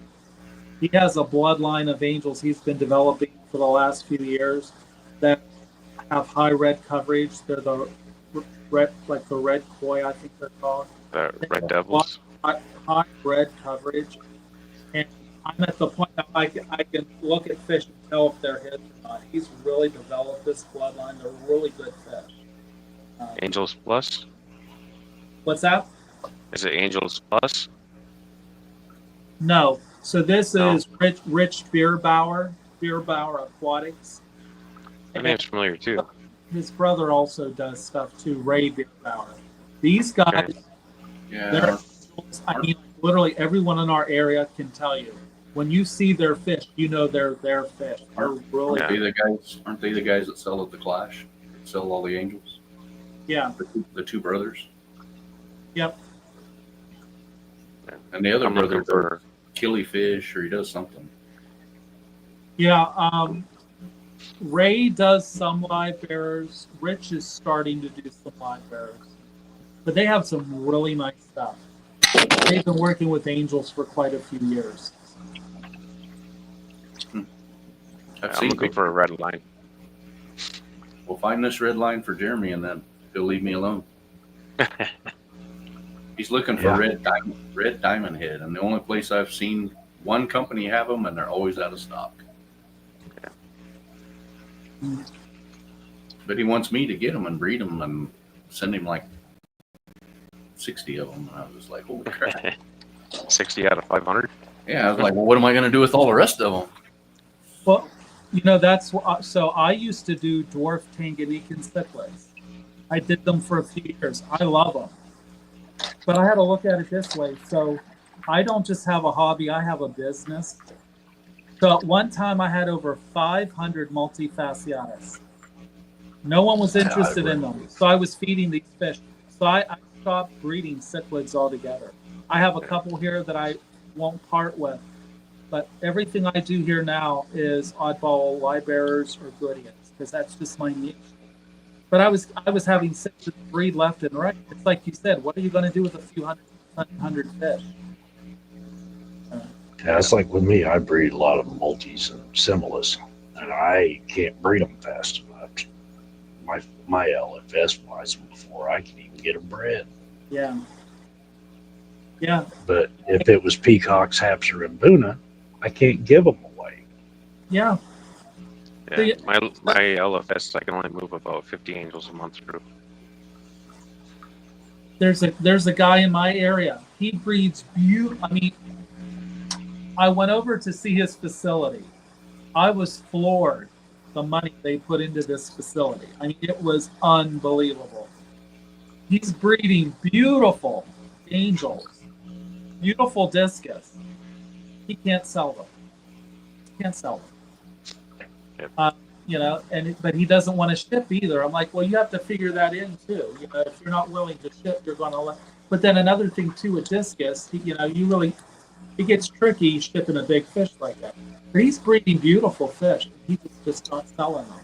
So I literally took all my cichlids to one of the auctions a couple years ago, and whatever I got, because I just wanted to do what was popular and working for me. Yeah, when you were saying about a few hundred angels, I see these guys that breed hundreds and hundreds and hundreds of angels. I'm like, are you really getting rid of all those fish? I had one spawn survive that was almost 1,000 babies just in one spawn. Yeah. And Yeah. yeah. But And then you look. Chatted with the pet store lady, and she said, "I'll take as many as you can make me. Just keep pulling the eggs." I Yeah. had like 2,500, 3,000 angels on me for a while. And that's another thing you have to look at too. If you have a source where a pet store that could buy that regularly, that's great. But that's another thing people need to realize. She didn't know how many they actually made. Yeah, right. Yeah. You know, when I so not to call anyone out, but when I see these streams that say profit on your hobby. Yeah. So I've had my business actively working for 6 years. 6 Yeah. years. This year I'm hoping to break even. I still have Yeah. a full-time job. So, and they say, well, sell to stores. You need to understand a store is not going to pay you top dollar because they need to No. make a profit too. That's, I have a good rapport with my store, so I get. It depends on the type of fish. She'll give me up to 50% for some. That's So good then. That's that's good. nice. A Yeah. lot of people don't get that. That's good. No, that's not all the fish. That's just some of them. So, Right, right. but it takes time to build that rapport too. Oh, absolutely. Like, it's funny with me. So years ago, I owned my own store in this area that was open to the public. And this was back in the 90s. So this was before the internet hit big. So back then, pet stores were the thing. And, I can remember on Saturday nights, my store closed to the public at 7 o'clock, and I would do appointments after. And I can remember sometimes having appointments till 1 o'clock in the morning. I still know all these people in the area that have the stores, but the industry has changed a lot. So yeah, it's good to have those rapport with those people, especially if you have a lot of fish. The town that I live in, when I worked at the pet store, the hours were 9 to 5, Yep, Monday through Saturday, yep. closed on Sundays. Them opening from was it 9 to 3 on Sunday was like huge. Yeah. I'm like, it's funny because I keep mentioning I help my friend out at her store every once in a while, and I'll tell her staff, what time did you close? I said there were some Saturdays I did appointments, and I was in my store with appointments till 1 o'clock in the morning. But that was the 90s, and if you wanted to get fish, that's where you got them. I do miss those times. I like the pet store days back then.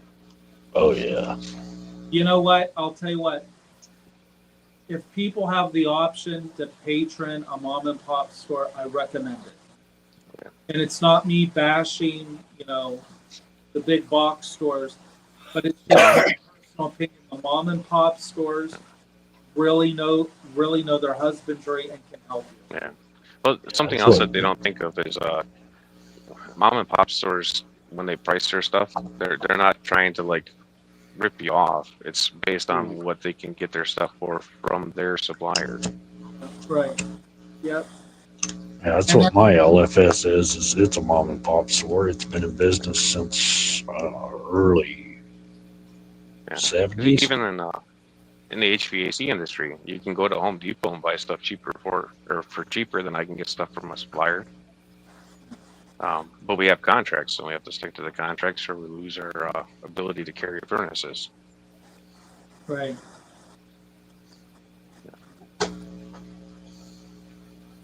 There's always a lot more to the story than people give credit. Yeah. Yeah. And a lot of times you get what you pay for too. Yeah. Yeah, less nowadays, but at least you get service from a mom and pop. Yeah. Yeah, and you know that whenever you call, they're gonna not have you just sitting there on hold for 20 minutes just to get hung up on. Yeah. Yep. Well, I'm pretty fortunate. I have a couple mom and pop stores, maybe 30 to 45 minutes away from me, and there's one that's by me that I really recommend. They breed their own discus and angels in house, and their fish.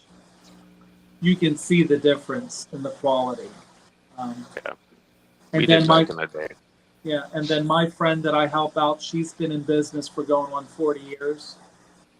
And I go in and help her because, let's face it, the mom and pop stores are dying.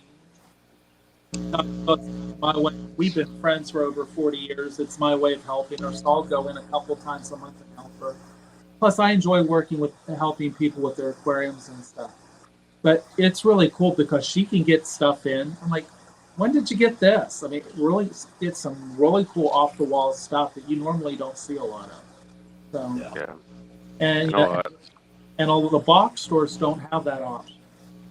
yeah. And, Locally, they our have fish department's tiny, and then the bird and small animals tiny. Reptile is pretty big, and a cat and dog is like the whole rest of the store. yeah, yep. So, yeah, so I try my best to support my friends with their businesses and stuff like that. So, like I said, I'll go help her a couple times a month, and you know, actually interact with people, help them out. Yeah. Um, that's what I was doing today. I got a call this morning at 7:00. Hey, can you be at the store today? I'm like, yeah. Well, we need you as soon as possible. I'm like, okay.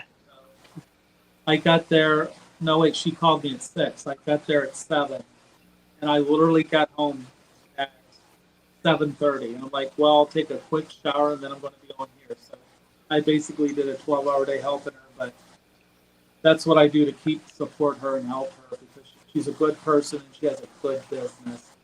And you know, sometimes you just need to have someone you can fall back on to help you. And she needs a day off sometimes too. So I went up and did her. Yeah, you won't find that in the big box stores. Yeah, you don't. You don't. You know, I mean, they are what they are. You know, there are good people and there's bad situations at the box stores. You just have to know who to find. Yep. You know.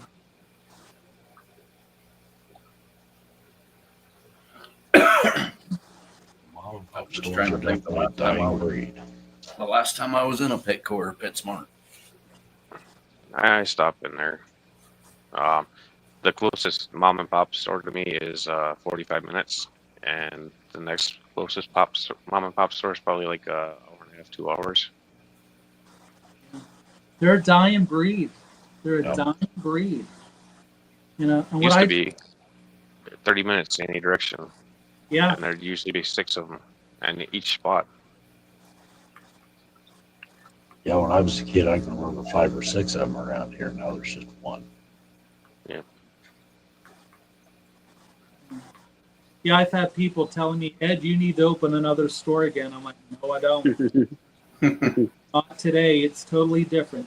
When I opened my store in the 90s, it was a lot easier than it is now.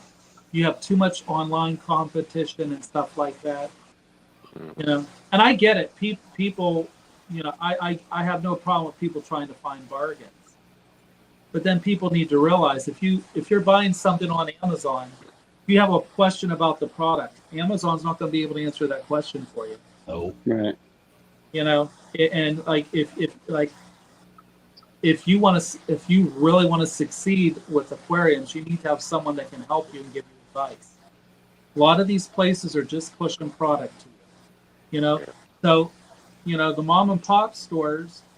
Some of them can't compete with the prices of these big box stores because these big box stores have these contracts where they can buy in large volumes.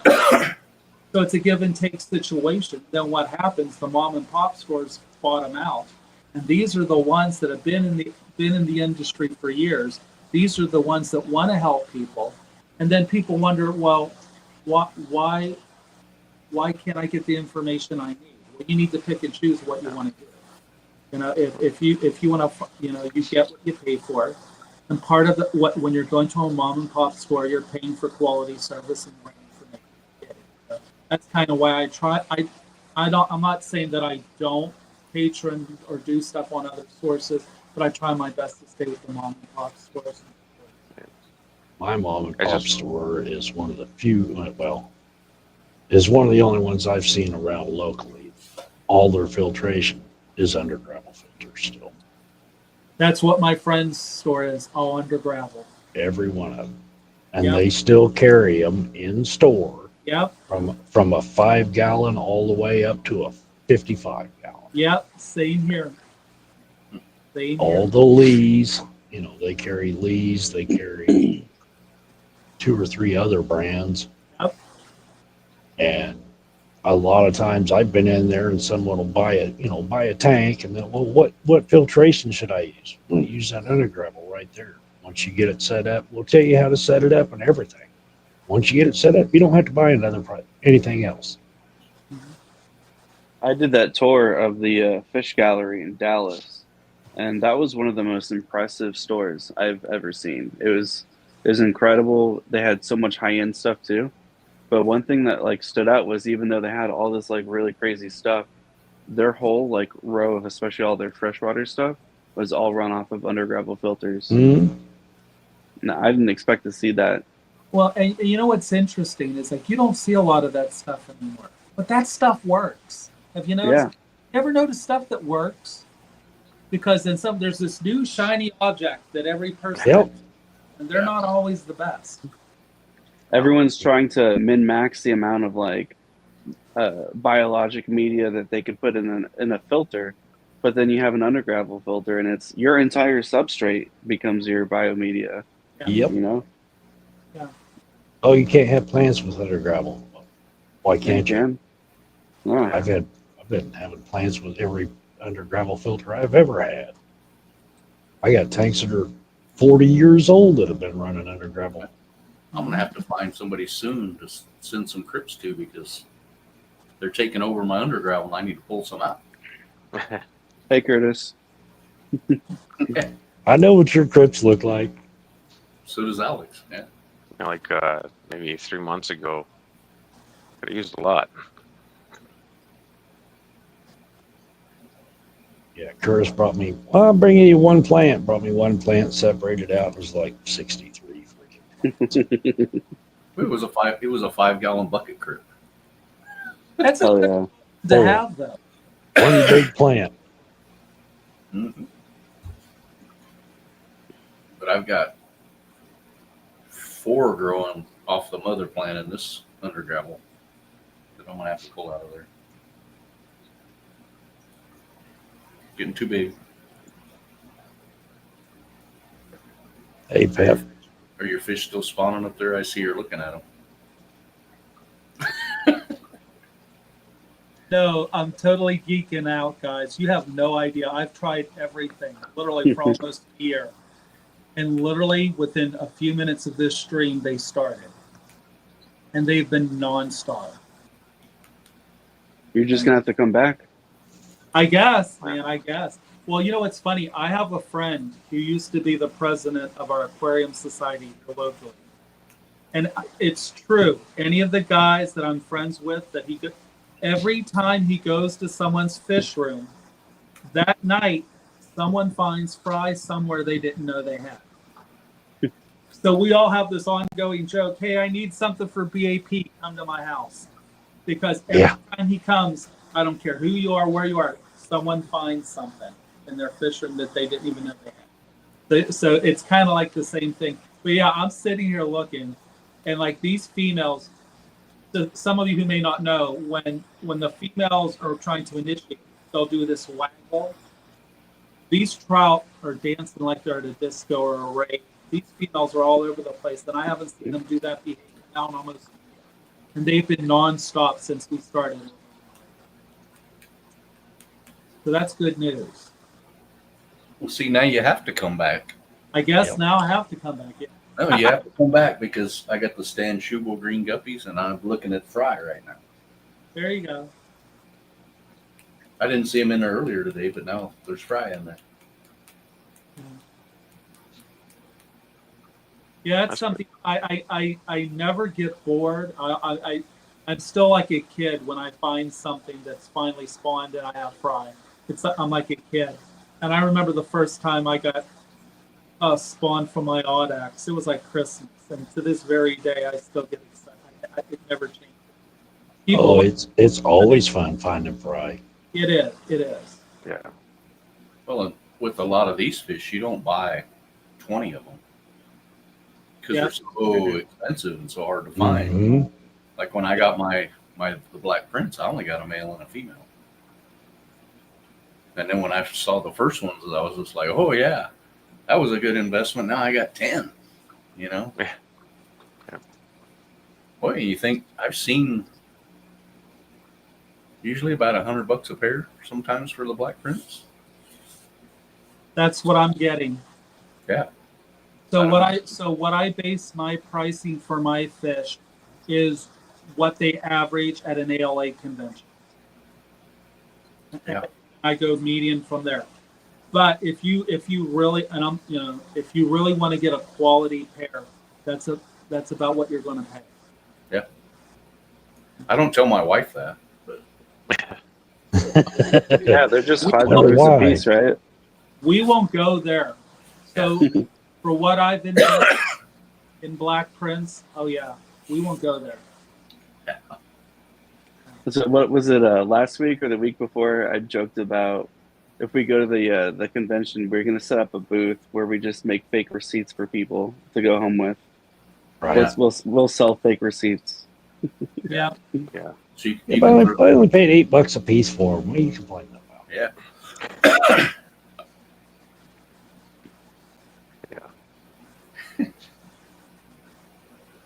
Yeah, my Los Pinos that I just got in June, I had been looking for them for years.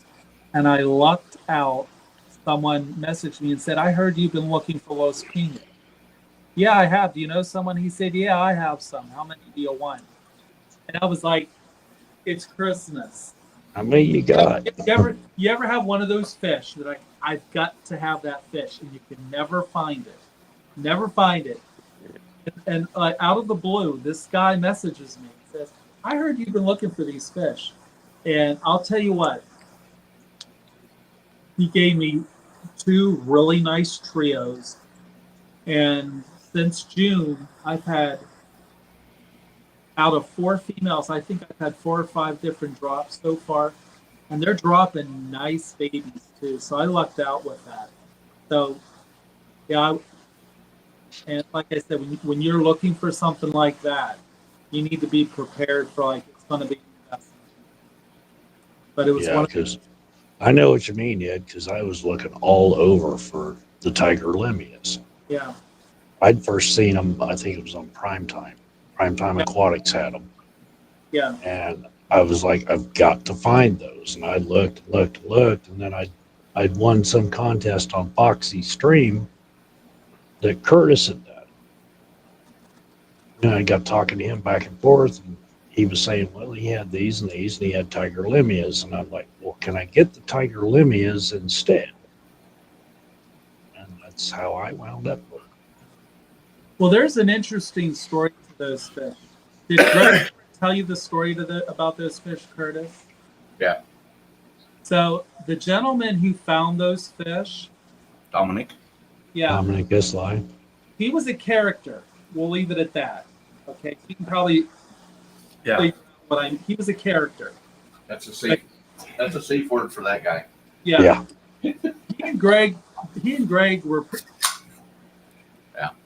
you know, they had a friendship, and when he passed, Greg wanted to make sure that line carried on for him.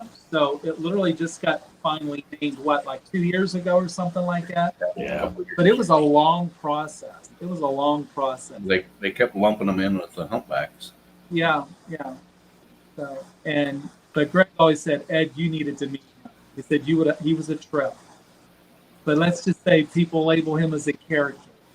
But yeah, he got a lot of flack, but he was the one who found this.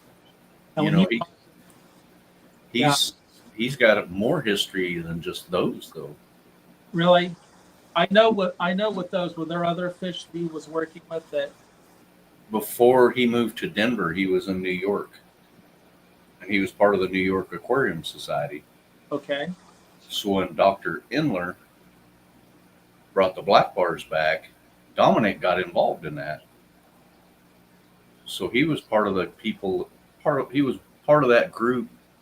Joe Bergenzi of the New York Aquatic Society, all of those guys were all in there breeding black bars and getting them out to everybody.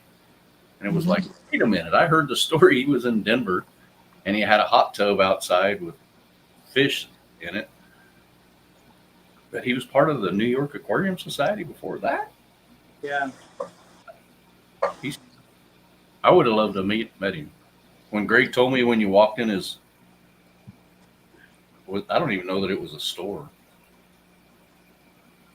but the tanks were sitting on like to keep them level. They had a phone book under one end and stuff like that. And I'm just like, what? Yeah, he said the stands were pretty sketchy.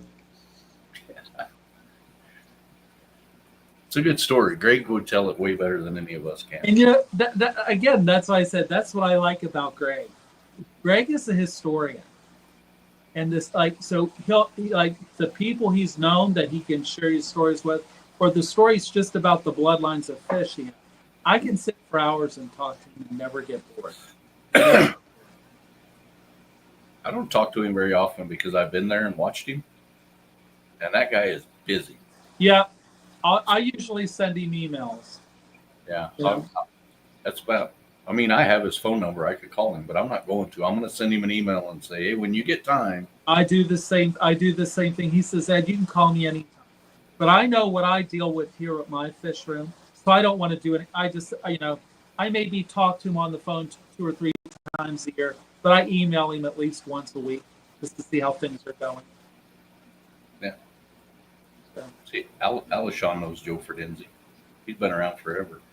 yeah. It's like I said, for me, I've been pretty fortunate. I've met some really cool people, and so one of the things I'm going to be doing probably pretty in the near future, I'm going to be doing live streams on my channel, and of course, Greg's going to be one of my guests.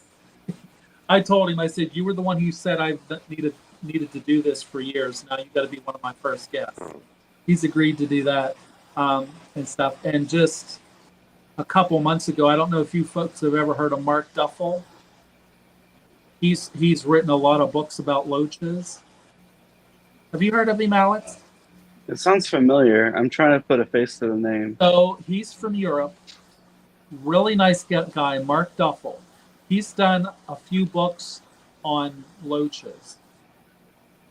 And he was here to speak for Aquarium Society. So he was here in my fish room. He's a really cool guy. Mm-hmm. So I'll probably have him on in the future too. So that's what I like about with the clubs. So I'm really fortunate. The club I'm with the Greater Pittsburgh Aquarium Society, and our group, through people they know or have worked with for years, we're really fortunate. We get some really cool people to speak, and then I get to meet these people too. And some of these people I've gotten to be friends with. So now I'm hoping that I can talk something into doing the streams with me. So I'm pretty, it's pretty fortunate that way. So I'm hoping to do that in the future. But Mark's a guy you'd get a kick out of. He's Right. a wealth of knowledge, and he's into the loaches and a lot of the oddball stuff and all that. Mm-hmm. So I think you should get Josh Cook on. oh yeah, that would be a definite Not very many people know him, but I think a lot of people would really like to know him. He's a good guy. Yeah. And he's one of those guys. He's approachable. Mm-hmm. He has knowledge, and you can approach him.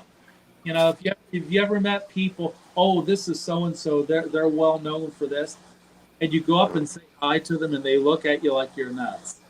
Yeah. A lot of people that I know aren't like that. You go up and they'll talk your ear off. Yeah. Josh is kind of like that too. Josh, I probably talk on the phone once a month with Josh. And if I made a promise to him that I'm going to be holding to, I'm going to be sending him some Los Pinos in the next month or so. And he's been waiting for a while on them. Yeah. Like I said, I've never got to talk to him, but I can just tell from what I've seen that I would really enjoy hanging out with him and picking his brain. Yeah, he's a good guy. I'm telling you, he's one of those guys. If you reach out to him, he will respond to you. It's not gonna but he's a good guy. I met him when I was in Akron for an auction. Then when he found out I did Goodyears, we sat with each other the whole time, and we just really hit it off, and we became friends after that. And everyone laughs at us because we sit and geek out about Goodyears the whole time we're together. I'm kind of beginning to think San Antonio is going to end up that way. Yeah. I could see a whole table of us just sitting there, just blocking out everybody else, just having a chat. I love Yeah. that stuff though. Yeah, that's my favorite part. Yep. Those would definitely be fun. Yeah, see, Alshon says he has one of his books, the Mhm. Loach books. That's one He thing I says- need to do better about is just having more physical copies of books, because I keep getting a lot of digital stuff, just because it's hard to find a lot of the old stuff. But I am like searching Space. through even like Aquabit has a lot of old books, but you know, of course, those are a fortune to get shipped. Sometimes people are Well, you know who's asking selling a them? lot. The guy that's selling most of those books is Eric Bodrock. I was just Yeah. going to say, Eric's got a Yeah. lot of cool stuff. He's Eric- gonna make me pretty poor pretty soon. Yeah, well, Eric gifted me a book about a year ago, and I forget the name of it, but it's all on live foods, and its last publication I want to say was about 30 some years ago. I have it upstairs. I'm not going to lie to you. I looked at it and read through a little bit of it, but I can't remember the book. The information that's in that book, you're not going to find stuff like that. Oh yeah. And he has a lot. He collects. So if you go to Eric's house, he has a room in his house that has all this antique aquarium supplies. Yeah, Corey love did a that. video on that. And then he has all the old books and stuff. Eric years ago had his own store. Eric repped for a lot of pet companies. And he had the opportunity to get a lot of stuff that was either discontinued or stuff. There is stuff in his fish room that are antique that you just have to see to believe. He has this one thing. I forget what it is. It was like some sort of naval cantina thing. And guys in the Navy used to that collect fish and keep them in these to bring back to the States. And it's a really cool thing. And he has stuff like that. But he's definitely someone to reach out to if you're looking for old books. Hmm. And his is oddball comics. Yeah, I was waiting We've for got Alex. a lot of bookstores. I was waiting for Alex to blame me because I think I was responsible for you going to Aquafit. I've been there a ton. Whoops. I'd like to see We an got a lot of up-to-date tour bookstores. Yeah. You know what? If you have we have a couple half-price books in my area, and I'll tell you what, I'll sometimes find books there that are really cool. Well, that's what I do. We got a lot of them. There's old bookstores here that are going out of business. And go in there and buy. I found a lot of old aquarium books from the 60s. A quarter. Yeah. And the thing about it is, a lot of that information, that's information that works that's being lost. Yeah. It's being lost because a lot of people today want to do this safe and easy way. And when you go into the old school guys, so I was just talking with someone a few days ago. It's like, you know what? I remember when I was in my 20s, when the dinosaurs roamed the earth. You had these guys, elderly guys, they were retired, they had their fish rooms. You'd meet them, hey, come over to my house, I'll show you my fish room. And the stuff you learned from these men, just from the experience they had, and a lot of that knowledge is being lost. Mm-hmm. So I met some guys that wrote some books and stuff like that, and their books, I mean, when you read them, they're still relevant today. These books may be 40, 50 years old. They're still relevant today. And what I have found, a lot of those techniques work better than some of the new fangled stuff. Mhm. Yeah. It's still pertinent information. Oh, yeah.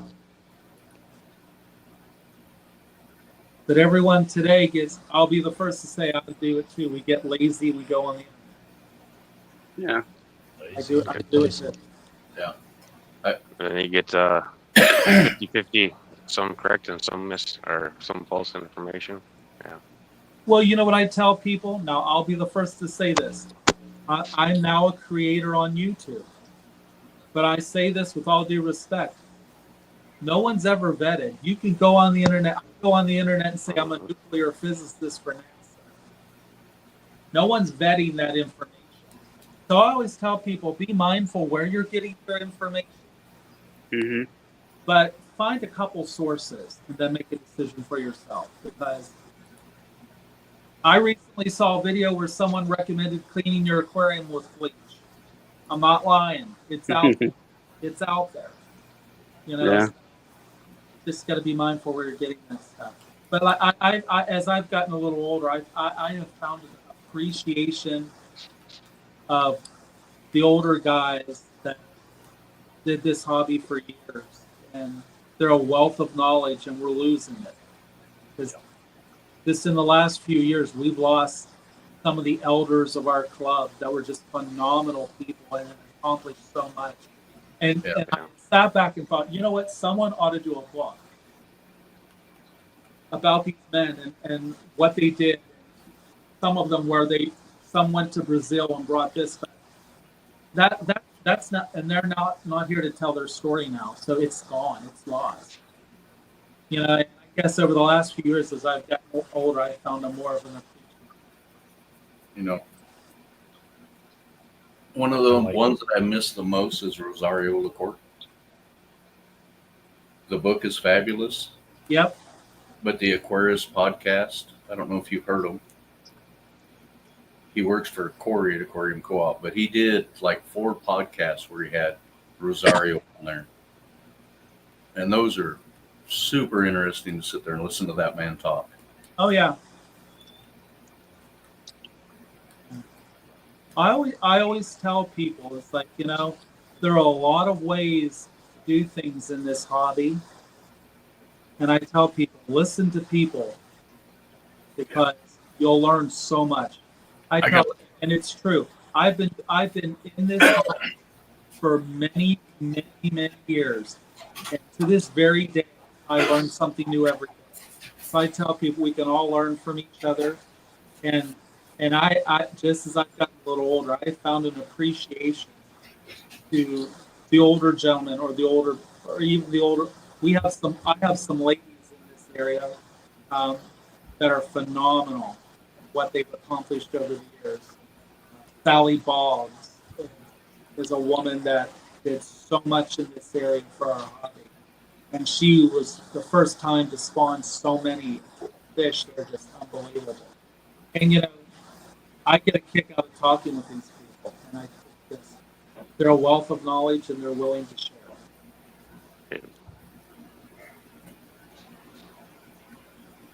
I like Steven said he's a fish cardiologist. Yeah. That's the thing too. Is a lot of people will say they're doctors and they're not.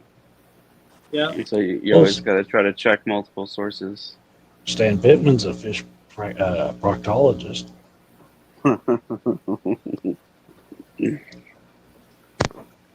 Oh, like Gary Lane. Gary Lane talking about his trips to Peru. Yeah. You know, I am amazed that no one has considered writing a book about Gary. Well, I'm even amazed he hasn't done something on autograph. Have any of you guys ever met Gary? I haven't. He is one of those guys. When you sit down and talk to him, you have to keep doing this because he's a wealth of knowledge. He's brought so many rainbow fish back from his trips that, he's made a big impact in our hobby when it comes to rainbow fish. I've had the opportunity to meet him a few times. He's done stuff. He spoke at our club because he's really good friends with a few of the people affiliated with our club.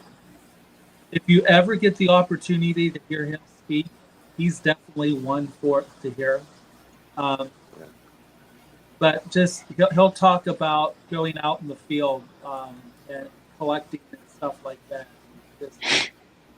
I'm amazed. Like, he's a person I could see someone writing a book about just what he's accomplished over the years and the history of what he's done. Yeah, and like I said, a lot of these guys, when they go, that information goes with them. But he's done a lot of work with rainbows. Where's he out of? Gary? You know what? You got to forgive me. I would have to ask my friends. I think he's in St. Louis, isn't he? I'm not sure. Yeah, he's talked from to- Missouri.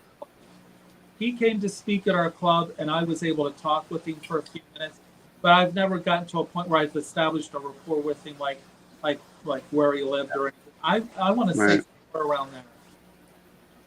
He goes to the St. Louis Aquarium Club. Yeah, Cheryl said St. Louis. That ain't all that far from me. But I wasn't. Yeah, same here. If you have the opportunity to hear him speak, he's a guy. He's a guy worth driving a few hours to go hear speak. He really is. Right.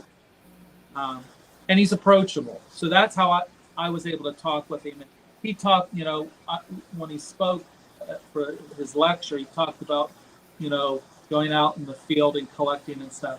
And he just pulls you in. He's a really cool guy.